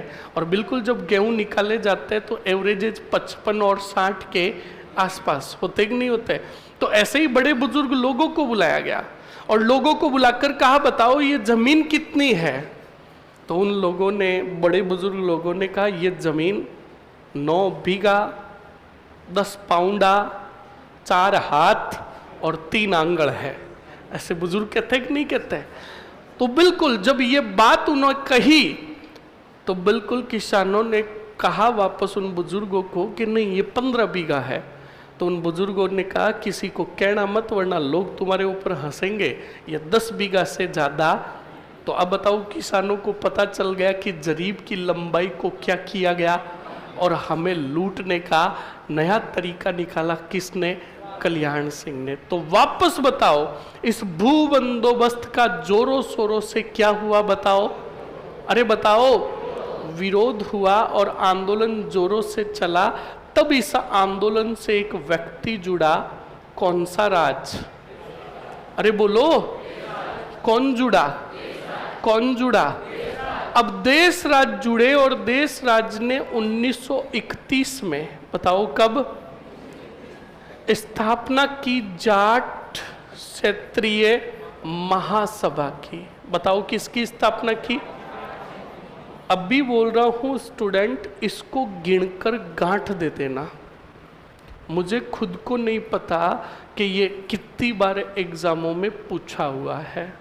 एग्जाम की दृष्टि से बड़ा महत्वपूर्ण है ये सवाल कि जाट क्षेत्रीय महासभा की स्थापना कब की गए। सुन लेना अच्छे से। तो जाट क्षेत्रीय महासभा की स्थापना कब हुई? बोलो। अब 2 साल तक देश राज कितने गांवों में गए? 400 प्लस गांवों में गए, और हर गांव से जाट क्षेत्रीय महासभा के 2-2, 3-3 क्या बनाए? सदस्य। फिर सन आया 1933। बोलो कितना आया? 1933 में एक सम्मेलन बुलाया, जिसका नाम, मतलब गांव में सम्मेलन बुलाया। कौन से गांव में? पलसाना गांव में सम्मेलन बुलाया। कितने गांव के सदस्यों का? 400 प्लस गांव के सदस्यों का। अब 400 प्लस गांव के सदस्य बताओ कौन से सम्मेलन में आए? अब पलसाना सम्मेलन में आए। 400 प्लस गांव के 2-2, 3-3 सदस्य आए, तो 1200 सदस्य थे। अब ठाकुर देशराज को पूछा कि भाई बताओ हमें यहाँ पर क्यों बुलाया? तो ठाकुर देशराज ने कहा, देखो किसानों, तुम्हें एक काम करना है। कहा क्या? कि मैंने एक बहुत बड़ी क्या बनाई है? योजना, और उस योजना को अंजाम देंगे 1934 में। कब अंजाम देंगे? और अभी चल रहा है 1900। तुम 400 प्लस गांव के सदस्य बैठे हो सभा में, तुम्हें जाकर अपने गांव में प्रचार प्रसार करना है और लोगों को, किसानों को जागरूक करके ये कहना है कि 1934 में एक सम्मेलन बुलाया जाएगा। क्या बुलाया जाएगा? और उस सम्मेलन में अधिक से अधिक मात्रा में क्या लेना है? भाग। मैं चाहता हूं कि अधिक से अधिक मात्रा में किसान आए। कब? 1934 के सम्मेलन में। और आपके पास 6-7 महीने है। हर गांव में जोरों शोरों से सम्मेलन का क्या करना है? प्रचार। अब बताओ स्टूडेंट, पहले एक बात बताओ, क्या गांव के अंदर किसान पंचायतियों में फिरता है क्या? नहीं। उन्हीं पंचायतियों में जाता है, उन्हीं पंचायत में जाता है जो महत्वपूर्ण होती है, क्योंकि गांव के अंदर किसानों को काम बहुत रहता है, वो फोकट में बैठे नहीं रहते। हाँ, गांव में कुछ एक लोग होते हैं नारद मुनि की तरह, जो बेटे पूरे गांव की पंचायत करते हैं। होते कि नहीं होते? तो सुनो और समझो। तो जब ये सभी गांव के सदस्य जो आ रखे थे उनको बात कही, तो उन्होंने स्पष्ट वहीं पर सोच लिया कि यार हम हमारे गांव में जाकर कितना भी प्रचार प्रसार कर देंगे तो इतने लोग नहीं आएंगे। तब सब ने कहा, अगर देशराज जी एक काम कर दे तो हजारों लोग आएंगे। तो सब ने कहा कि ये सलाह किसे देते हैं? देशराज को। तो देशराज जी को पहले कहा, बताओ देशराज जी तुम कितने आदमी चाहते हो कि हम इकट्ठा करें किसानों को? तो देशराज जी ने कहा, कम से कम 8 से 10 हजार तो होने ही चाहिए। तो उन किसानों ने कहा, अगर ये व्यक्ति किसान 15 से 16 हजार आ जाए तो कहा फायदा ही फायदा, जितने ज्यादा आएंगे उतना अच्छा है। तो कहा इसके लिए तुम्हें एक काम करना होगा। कहा क्या? कि जो तुम 1934 में सम्मेलन बुला रहे हो उसमें आयोजन करो डारा ही डारा भंडारा, फिर देखो किसान कितने आते हैं। तो देशराज जी ने कहा बात तुम्हारी सही है, 10,000 लोगों का क्या करना है? खाना लाओ, पैसे लाओ। तो किसानों ने कहा पैसे हमारे पास नहीं है, हमने तो सिर्फ तुम्हें क्या दी है? सलाह। तो ध्यान रखना, गांव में सिर्फ सलाहकार ही मिलते हैं, वो भी फोकट के सलाहकार। उनसे हेल्प मांगते हैं तो देते ही नहीं। जैसे सपोज करो एक घर बन रहा है तो उस पड़ोसी को आना, यार मेरा घर देख कैसा है, तो वो बेचारा घर पूरा शानदार बनाता है, आंगन जो बनाता है सीमेंट का बनाता है। किसका? अब वो पड़ोसी आता है, पड़ोसी कहता वाह वाह वाह क्या गजब का घर बनाया। फिर देखता तो कहा यार आंगन जच नहीं रहा, नो ये नहीं करवाएगा तू संग मर मर। कौन सा पत्थर? संग मर मर का पत्थर लगवा, जचेगा। वरना यार इतना खर्चा क्या, इसमें क्यों डर रहा, तू संगमरमर का पत्थर लगवा, आंगन बनवा बढ़िया। तो उस मकान वाले ने कहा कि यार बात तो तेरी सही है, ठीक है मैं संगमरमर का पत्थर लगाऊंगा, तू 85,000 थोड़े उधार देना। तो उसने कहा नहीं यार ये गजब जच रहा है, संगमरमर का मत लगा। तो ऐसे तुम्हें गांव में बड़े सलाहकार मिलेंगे कि ये कर ले वो कर ले, पर तुम्हारी सहायता करने को कोई भी आगे नहीं आएगा। ऐसे ही उन किसानों ने कहा भंडारे का आयोजन तुम करो, हम सलाह देने वाले हैं। और बिल्कुल फैक्ट है स्टूडेंट, राजस्थान में लोग किसी के भी साथ कॉम्प्रोमाइज कर सकते हैं, खाने के साथ नहीं। अब की बार तुम्हें पता हो, पिछली बार शादी के सीजन में बारिश बहुत हुई थी, तो भी सारा वीडियोस गजब के वायरल हुए। लोग टेंट वाले वो बिस्तर लेकर यूं बैठे हैं तो भी दे धमाधम टिका रहे हैं। एक रील्स देखी मैंने, एक आदमी बेटा गूदड़ा लेकर यूं बैठा है और आराम से टिका रहा है और एक हाथ से आवाज लगा रहा है इधर आ। हाँ हाँ सही है ना। तभी तो कहते हैं राजस्थानी किसी के साथ कॉम्प्रोमाइज कर सकता है, खाने के साथ नहीं। सही है ना। तो बिल्कुल देशराज ने कहा यार इन किसानों की बात तो सही है, पर खर्चा बहुत ज्यादा हो जाएगा, क्यों नहीं खाना भी हो जाए और किसान भी अधिक से अधिक मात्रा में आ जाए और खर्चा भी इतना नहीं हो। तो कहा इसके लिए क्या करें, तो इसका भी तोड़ निकाल दिया किसने, देशराज ने। अब देखना देशराज क्या कहता है। देशराज इसी पलसाना सम्मेलन में जो 400 प्लस गांव के सदस्य आए हुए थे, उनको कहा कि बिल्कुल 1934 के जनवरी महीने में होगा जाट प्रजापति महायज्ञ। क्या होगा, जाट प्रजापति महायज्ञ। ये चलेगा 5 दिन। कितने दिन, 20 जनवरी से लेकर 24 जनवरी तक। कितनी जनवरी तक, कितने दिन हुए, हाँ कोई नहीं कहेगा 4 दिन हुए। 20, 21, 22, 23 और 24। तुम ऐसे नहीं कि 24 में से 20 गए 4, अरे 20 को आयोजन हुआ। समझ में आया कि नहीं आया। हाँ तुम बड़े होशियार हो कि यार 20 से 25, अब 20 से 25 आयोजन कराओगे तो कितने होंगे, 6 दिन। समझ में आया कि नहीं आया। ऐसे नहीं कि 24 माइनस 20। तुम्हारी हाथों में अंगुलियां कितनी है, 11 है। कितनी है, सुनो और देखना अच्छे से। 1, 2, 3, 4, 5, 6, 7, 8, 9 और 10। 10 ही है, 11 है। अब सुनना, 10, 9, 8, 7, 6 और ये कितनी, जोड़ो कितनी हुई,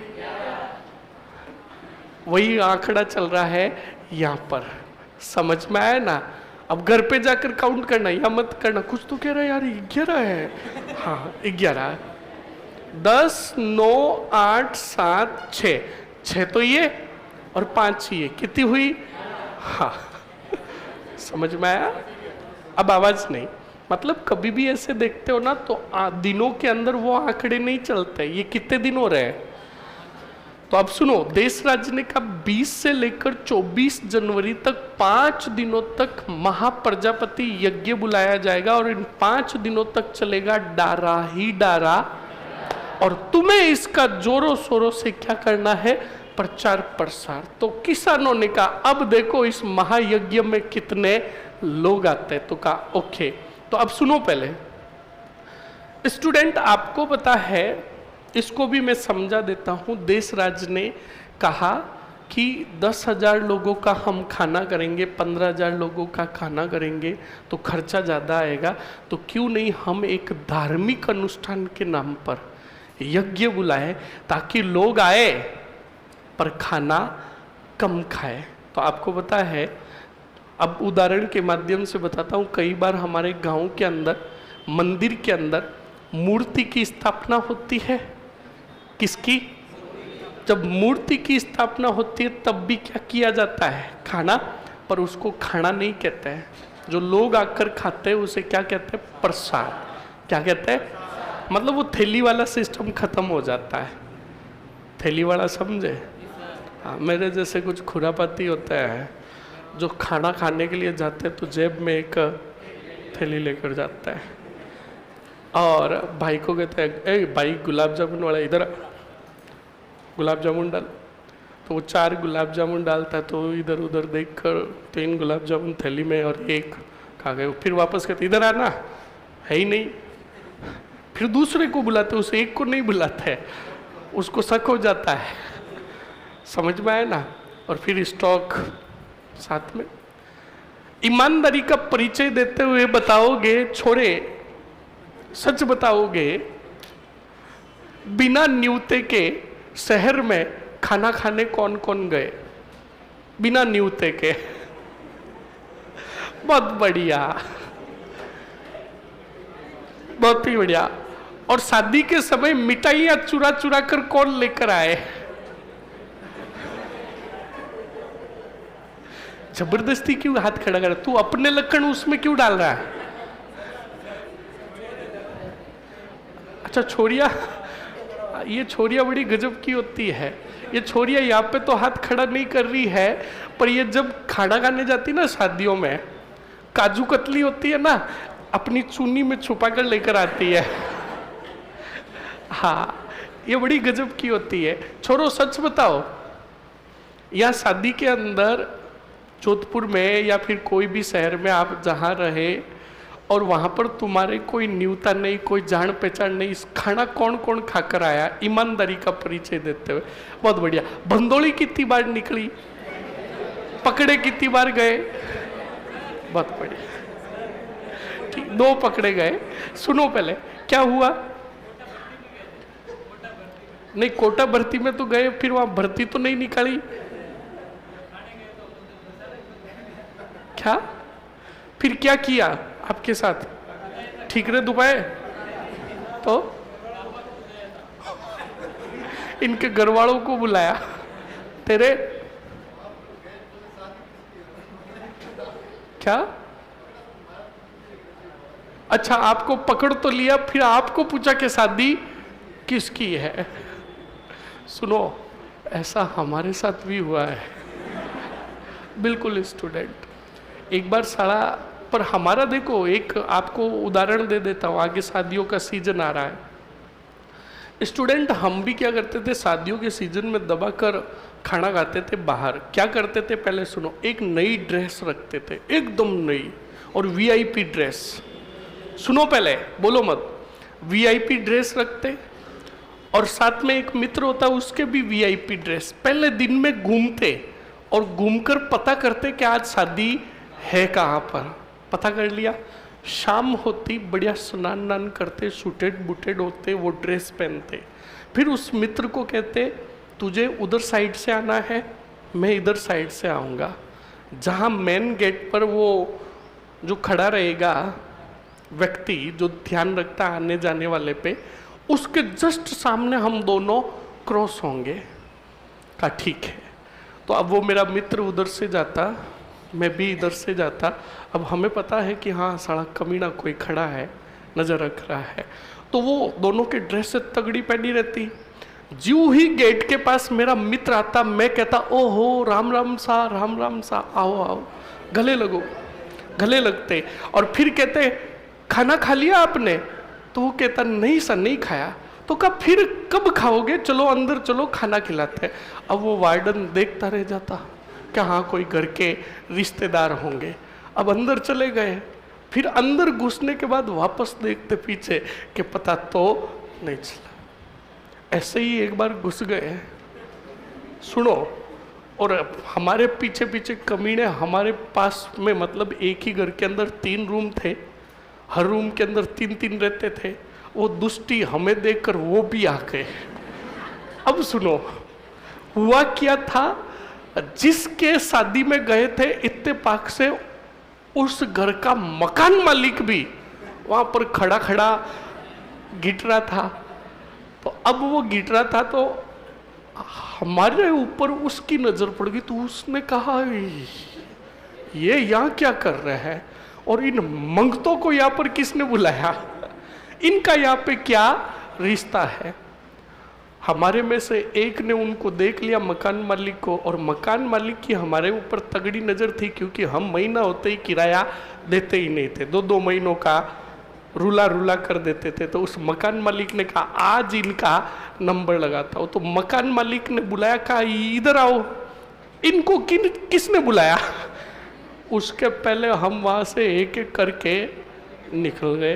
तो एक बात कान खोल के सुन लेना, जब भी कोई शादी में जाओ तो पहले देख लेना कि वहाँ पर कोई मिलनसार व्यक्ति तो नहीं है, वरना हालत खराब हो जाएगी, ठीकरे धोने भी पड़ सकते हैं।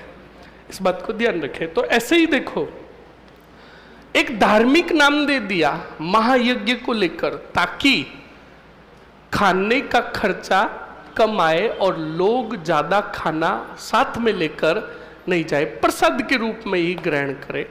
अब स्टूडेंट बिल्कुल देखो, अब ये बुलाया कब जा रहा है, पर प्रस्ताव कब लाया गया? 1933 में। अब प्रचार प्रसार जोरों शोरों से होगा कि नहीं होगा?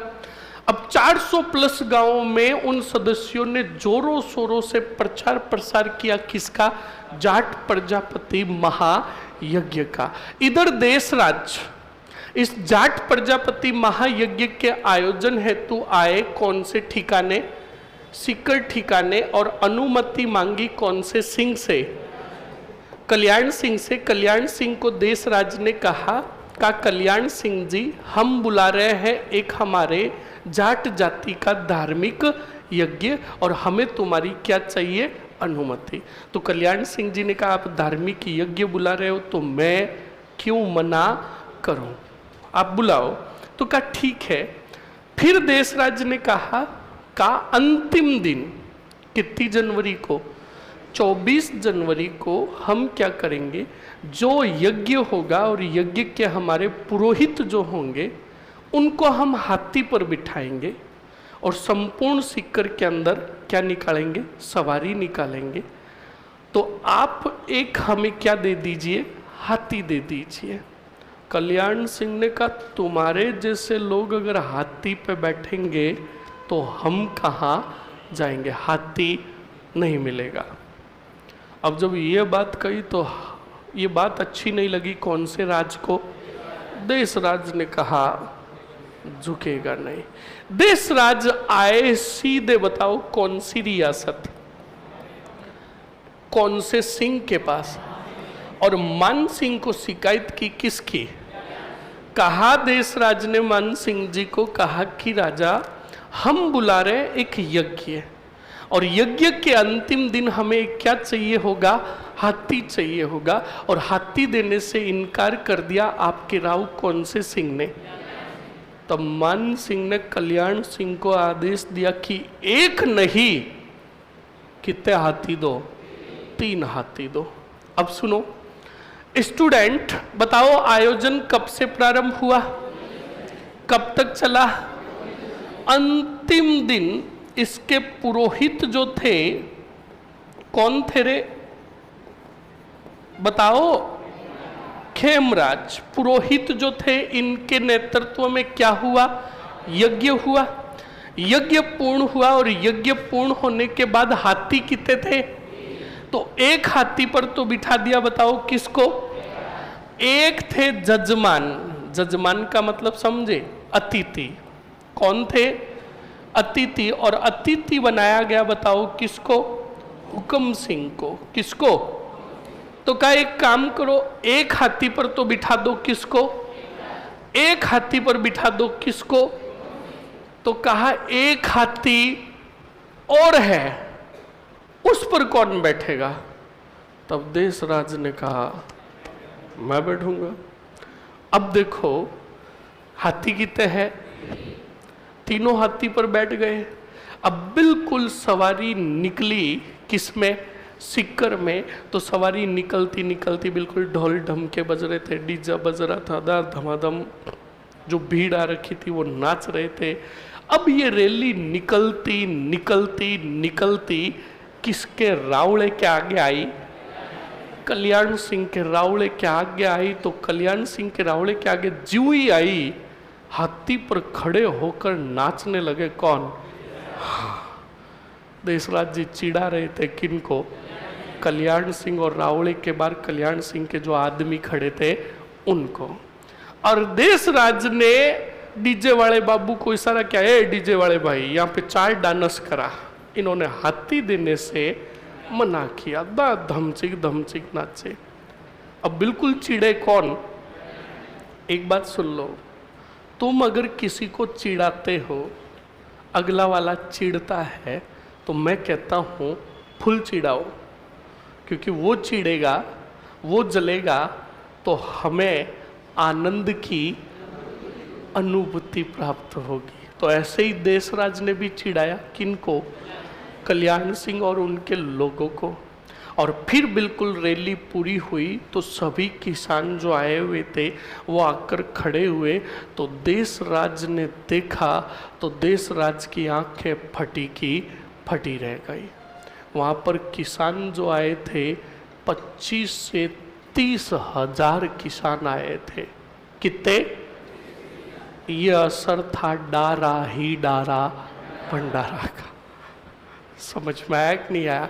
तो 30 हजार किसान। अब पहले उद्देश्य सुनो, इसके पीछे उद्देश्य क्या था ठाकुर देशराज का? सुनो। अब ठाकुर देशराज ने सोचा कि 400 प्लस गांव है, मैं अगर हर गांव में जाकर किसानों की सभा करूं तो बात अगर पता चल गई ठिकाने में तो मुझे मौत के घाट उतरवा देंगे। क्यों नहीं मैं 400 प्लस गांवों के लोगों को एक ही जगह पर क्या कर दूं और एक ही बार में किसानों को क्या कर दूं? जागरूक, ताकि सभी किसान क्या हो जाए? जागरूक। इसलिए आयोजन किया। बताओ किसका? जाट प्रजापति महायज्ञ का। सबसे पहले किसानों को जागरूक किया और भाषण दिया। बताओ किसने?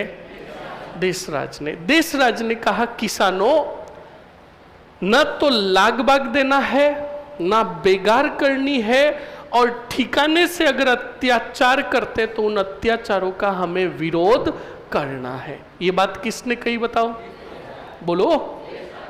उसके बाद यहीं पर भाषण दिया हरलाल खरा ने। बताओ किसने दिया? यानी किसानों को जागरूक किया हरलाल खरा ने। और उसके बाद किसानों को जागरूक किया मास्टर चंद्रभान ने। किसने? अब बिल्कुल सभी किसानों को जागरूक कर रहे थे। जो किसान खड़े थे उन सभी किसानों ने बिल्कुल प्रण लिया कि हम ना लाग बाग चुकाएंगे, ना बेगार करेंगे, और ना ही ठिकाने से अगर हमारे ऊपर अत्याचार होंगे तो ना उन अत्याचारों को हम सहन करेंगे। किसान जागरूक हो रहे थे। और जब भाषण दिया जा रहा था, किसानों को जागरूक किया जा रहा था, तब ये बात पता चल गई किसको? तब कल्याण सिंह ने ठिकाने से सैनिकों को भेजा और इन जो प्रमुख नेता थे इनके ऊपर लाठियां बरसाई, और जो भीड़ थी उन पर भी लाठीचार्ज किया गया और भीड़ को क्या कर दिया गया? समाप्त कर दिया गया। पर ठाकुर देशराज का जो उद्देश्य था वो जो किसानों को जागरूक करना, वो संदेश पहुंच गया था किस तक? किसानों तक। बोलो समझ में आया कि नहीं आया? तो अब सुनो, अब किसान क्या हो गए बताओ? जब लाग बाग और बेगार नहीं देंगे तो ये जागीरदार क्या करेंगे? इन पर हमला। और वही हमले की घटनाएं कहलाएगी। सुन लो, जय सिंहपुरा घटना, कुंदन गांव की घटना, खुड़ी गांव की घटना और सीहोट गांव की घटना, और एक कटराथल सम्मेलन। पढ़ते हो कि नहीं पढ़ते हो? अब किताबों में तुम्हारे यहां तक बातें बताई नहीं गई है। तुम्हारे किताबों में सीधा लिखा हुआ है कटराथल सम्मेलन, खुड़ी गांव की घटना, कुंदन गांव की घटना और जय सिंहपुरा घटना। अब पहले हमें ये जानना है कि ये घटनाएं हुई क्यों, तब पहले ये पढ़ना पड़ेगा, तभी वो चीज़ें क्या आएगी समझ में। इसलिए हमेशा आप पहले यहाँ तक याद कर लो, चीज़ें पूरी की पूरी क्या हो जाएगी याद। एक बार रिपीट कर दो जल्दी से, बोर्ड पर देखो, जल्दी से बताओ। 1931 ईस्वी में व्यक्ति थे कौन से राज? बोलो। देशराज ने स्थापना की किसकी? बोलो। जाट क्षेत्रीय महासभा के सदस्य 400 प्लस गांवों के बनाए कि नहीं बनाए? कितने साल तक बनाए? सन आया कौन सा सम्मेलन बुलाया? इस पलसाना गांव में कितने गांव के सदस्य आए? अब बताओ, इसी पलसाना गांव के सम्मेलन में प्रस्ताव बुलाया, प्रस्ताव पास हुआ किसका? हम किसका आयोजन करेंगे? जाट प्रजापति महायज्ञ का। सवाल पूछेगा जाट प्रजापति महायज्ञ का आयोजन कब से कब हुआ? बहुत बढ़िया। अब बताओ, इसके पुरोहित कौन थे? अतिथि कौन थे? और यहाँ पर किसानों को जागरूक किसने किया? और किसने किया? और किसने किया? बताओ, किसान जागरूक हुए कि नहीं हुए? क्या वो लाग बाग और कर देंगे क्या? तब इनके ऊपर होगा क्या? लाठी चार्ज। क्या होगा? और वही कहलाएगी घटनाएं। क्या कहलाएगी? जो पढ़ेंगे बाद में। पहले लिखो ये लास्ट पॉइंट। बताओ क्या लिखा आपने? हो गया विरोध? अब लिखो जल्दी से। शेखावटी किसान आंदोलन से, शेखावटी किसान आंदोलन से, शेखावटी किसान आंदोलन से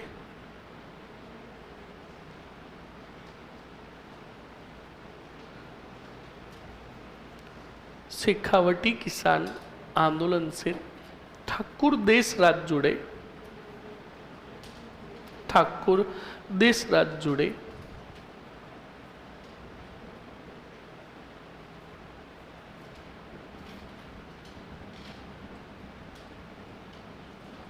ठाकुर देशराज जुड़े। ठाकुर देशराज ने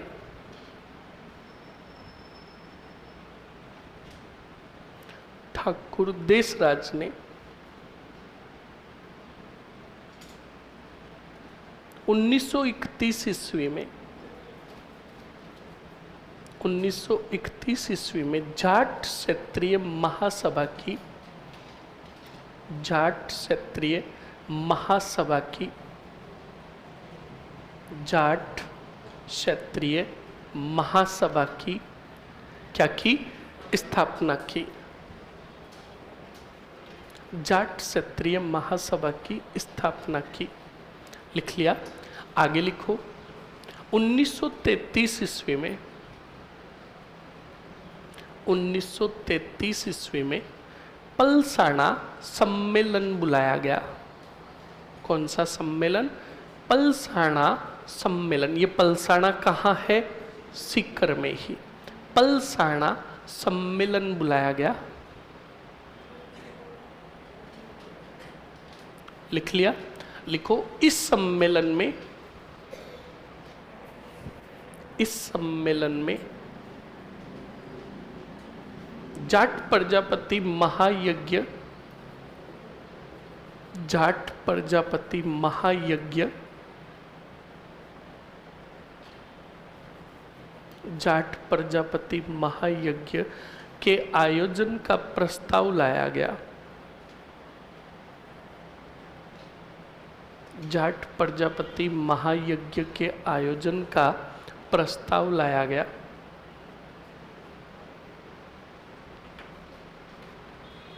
लिख लिया?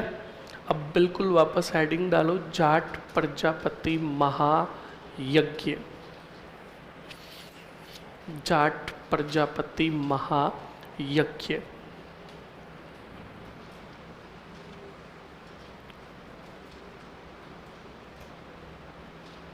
लिख लिया? पहले लिखो आयोजन स्थल, आयोजन स्थल कटराथल में। मतलब इसका आयोजन कहाँ हुआ? कटराथल में। और कटराथल से फिर ये सवारी निकलती निकलती कहाँ आएगी? सीकर में। लिख लिया? तारीख लिखो। 20 से कितनी? 24 जनवरी 1934। कहीं कहीं पर ध्यान रखिएगा, आपको 26 जनवरी भी मिलेगी। कितनी? अब 26 जनवरी का मतलब समझे, 7 दिन।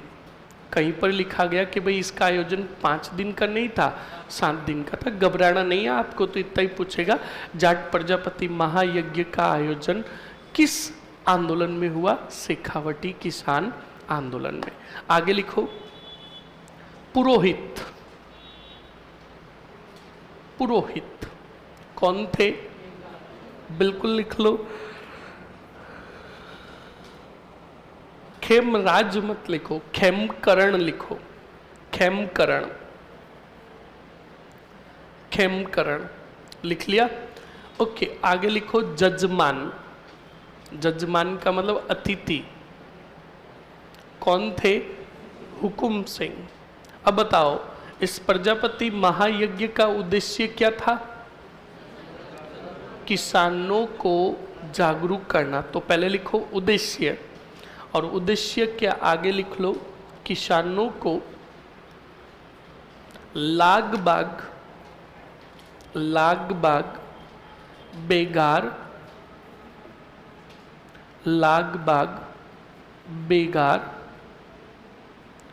व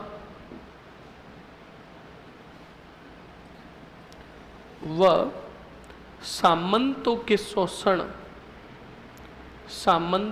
शोषण के विरुद्ध जागरूक करना।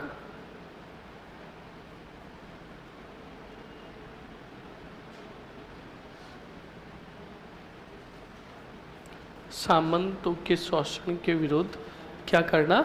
जागरूक करना। लिख लिया? अब बताओ, यहाँ पर किसानों को जागरूक करने के लिए भाषण किस किसने दिए? लिख लो जल्दी से। किसानों को जागरूक करने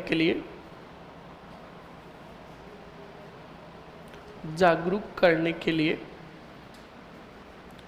देशराज मास्टर चंद्रभान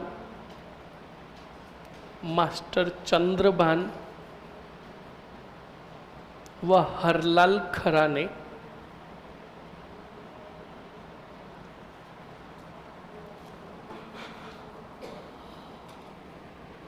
भाषण दिया।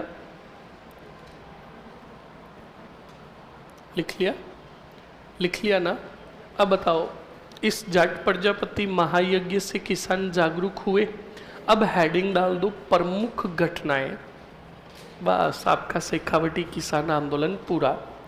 प्रमुख घटनाएं, और प्रमुख घटनाओं में लिखो स्टूडेंट, पहले सुन लो और समझ लो, बाद में लिख लेना। प्रमुख घटनाओं में पहली ही घटना सुनो अच्छे से। स्टूडेंट, शेखावटी के अंदर 400 प्लस गांव थे। 400 प्लस गांव में एक गांव था सीहोट। कौन सा था? सीहोट गांव था, और सीहोट के ठाकुर थे मान सिंह। कौन थे? सीहोट के ठाकुर मान सिंह ने कहा, एक काम करो, गांव के अंदर जाओ और गांव में जाकर गांव के लोगों को, किसानों को लेकर आओ ठिकाने में, बेगार करवाने हैं। तो क्या करवाने हैं? तो बेगार का मतलब समझ गए? ठिकाने में काम करवाने हेतु लोगों को बुलाकर लेकर आओ। अब सुनो और समझो, सीहोट ठिकाने से सैनिक गए गांव के अंदर, किसानों के घर गए और किसानों को जाकर कहा, चलो ठिकाने में, राव ने काम करने तो बेगार करने तो बुलाया है। तो किसान जागरूक हो रखे थे कि नहीं हो रखे थे? किसानों ने प्योरली मना कर दिया कि हमारे खुद के घरों और खेतों में खूब सारे काम है, हम कहीं पर आने वाले। सैनिक खाली हाथ आए वापस किसके पास? मान सिंह के पास। मान सिंह को अगर कहा, एक भी किसान आने को तैयार नहीं है, बेगार करने को तैयार नहीं है।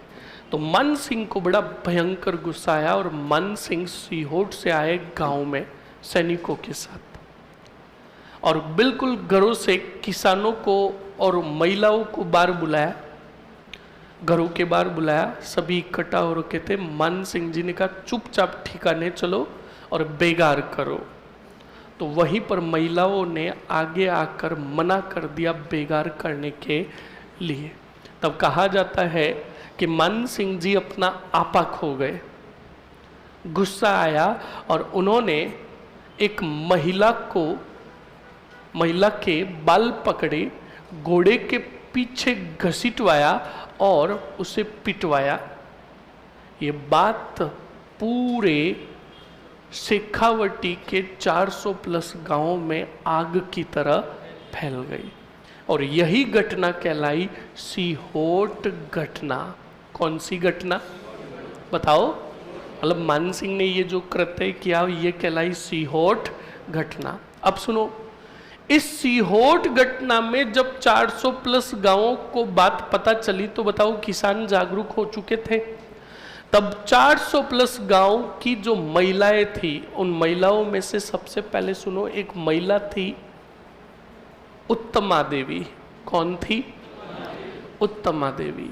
और महिलाओं ने निर्णय लिया कि एक महिला पर अत्याचार हुआ है, इसलिए अब बुलाया जाएगा महिलाओं का एक सम्मेलन, ताकि दूसरी किसी महिलाओं पर अत्याचार नहीं हो। और वही सम्मेलन कहलाया कटराथल सम्मेलन। तो देखो, कटराथल सम्मेलन जो बुलाया गया वो किस घटना के कारण बुलाया गया? सीहोट घटना। तो हमेशा कटराथल बाद में पढ़ना है, पहले हमें पढ़ना है किसको? सीहोट घटना को। फिर सीहोट घटना के विरोध में जो सम्मेलन बुलाया गया वो बुलाया गया था कटराथल सम्मेलन। अब सुनो, कटराथल में महिलाओं का सम्मेलन बुलाया गया पूरे राजस्थान में। इस सम्मेलन का प्रचार प्रसार किया गया। इस सम्मेलन की अध्यक्षता की किशोरी देवी ने। किसने? और उत्तमा देवी ने आई हुई 10,000 महिलाओं के सामने ओजस्वी पूर्ण क्या दिया? भाषण दिया और महिलाओं को क्या किया? जागरूक किया। और ये जो सम्मेलन बुलाया गया 25 अप्रैल 1934 को बुलाया गया, 44 नहीं 34 को बुलाया गया। समझ में आया कि नहीं आया? 25 अप्रैल 1934 को। कंप्लीट ना? अरे कंप्लीट ना? चलो जाओ जल्दी से चाय पीकर आ जाओ, फिर लिखते हैं।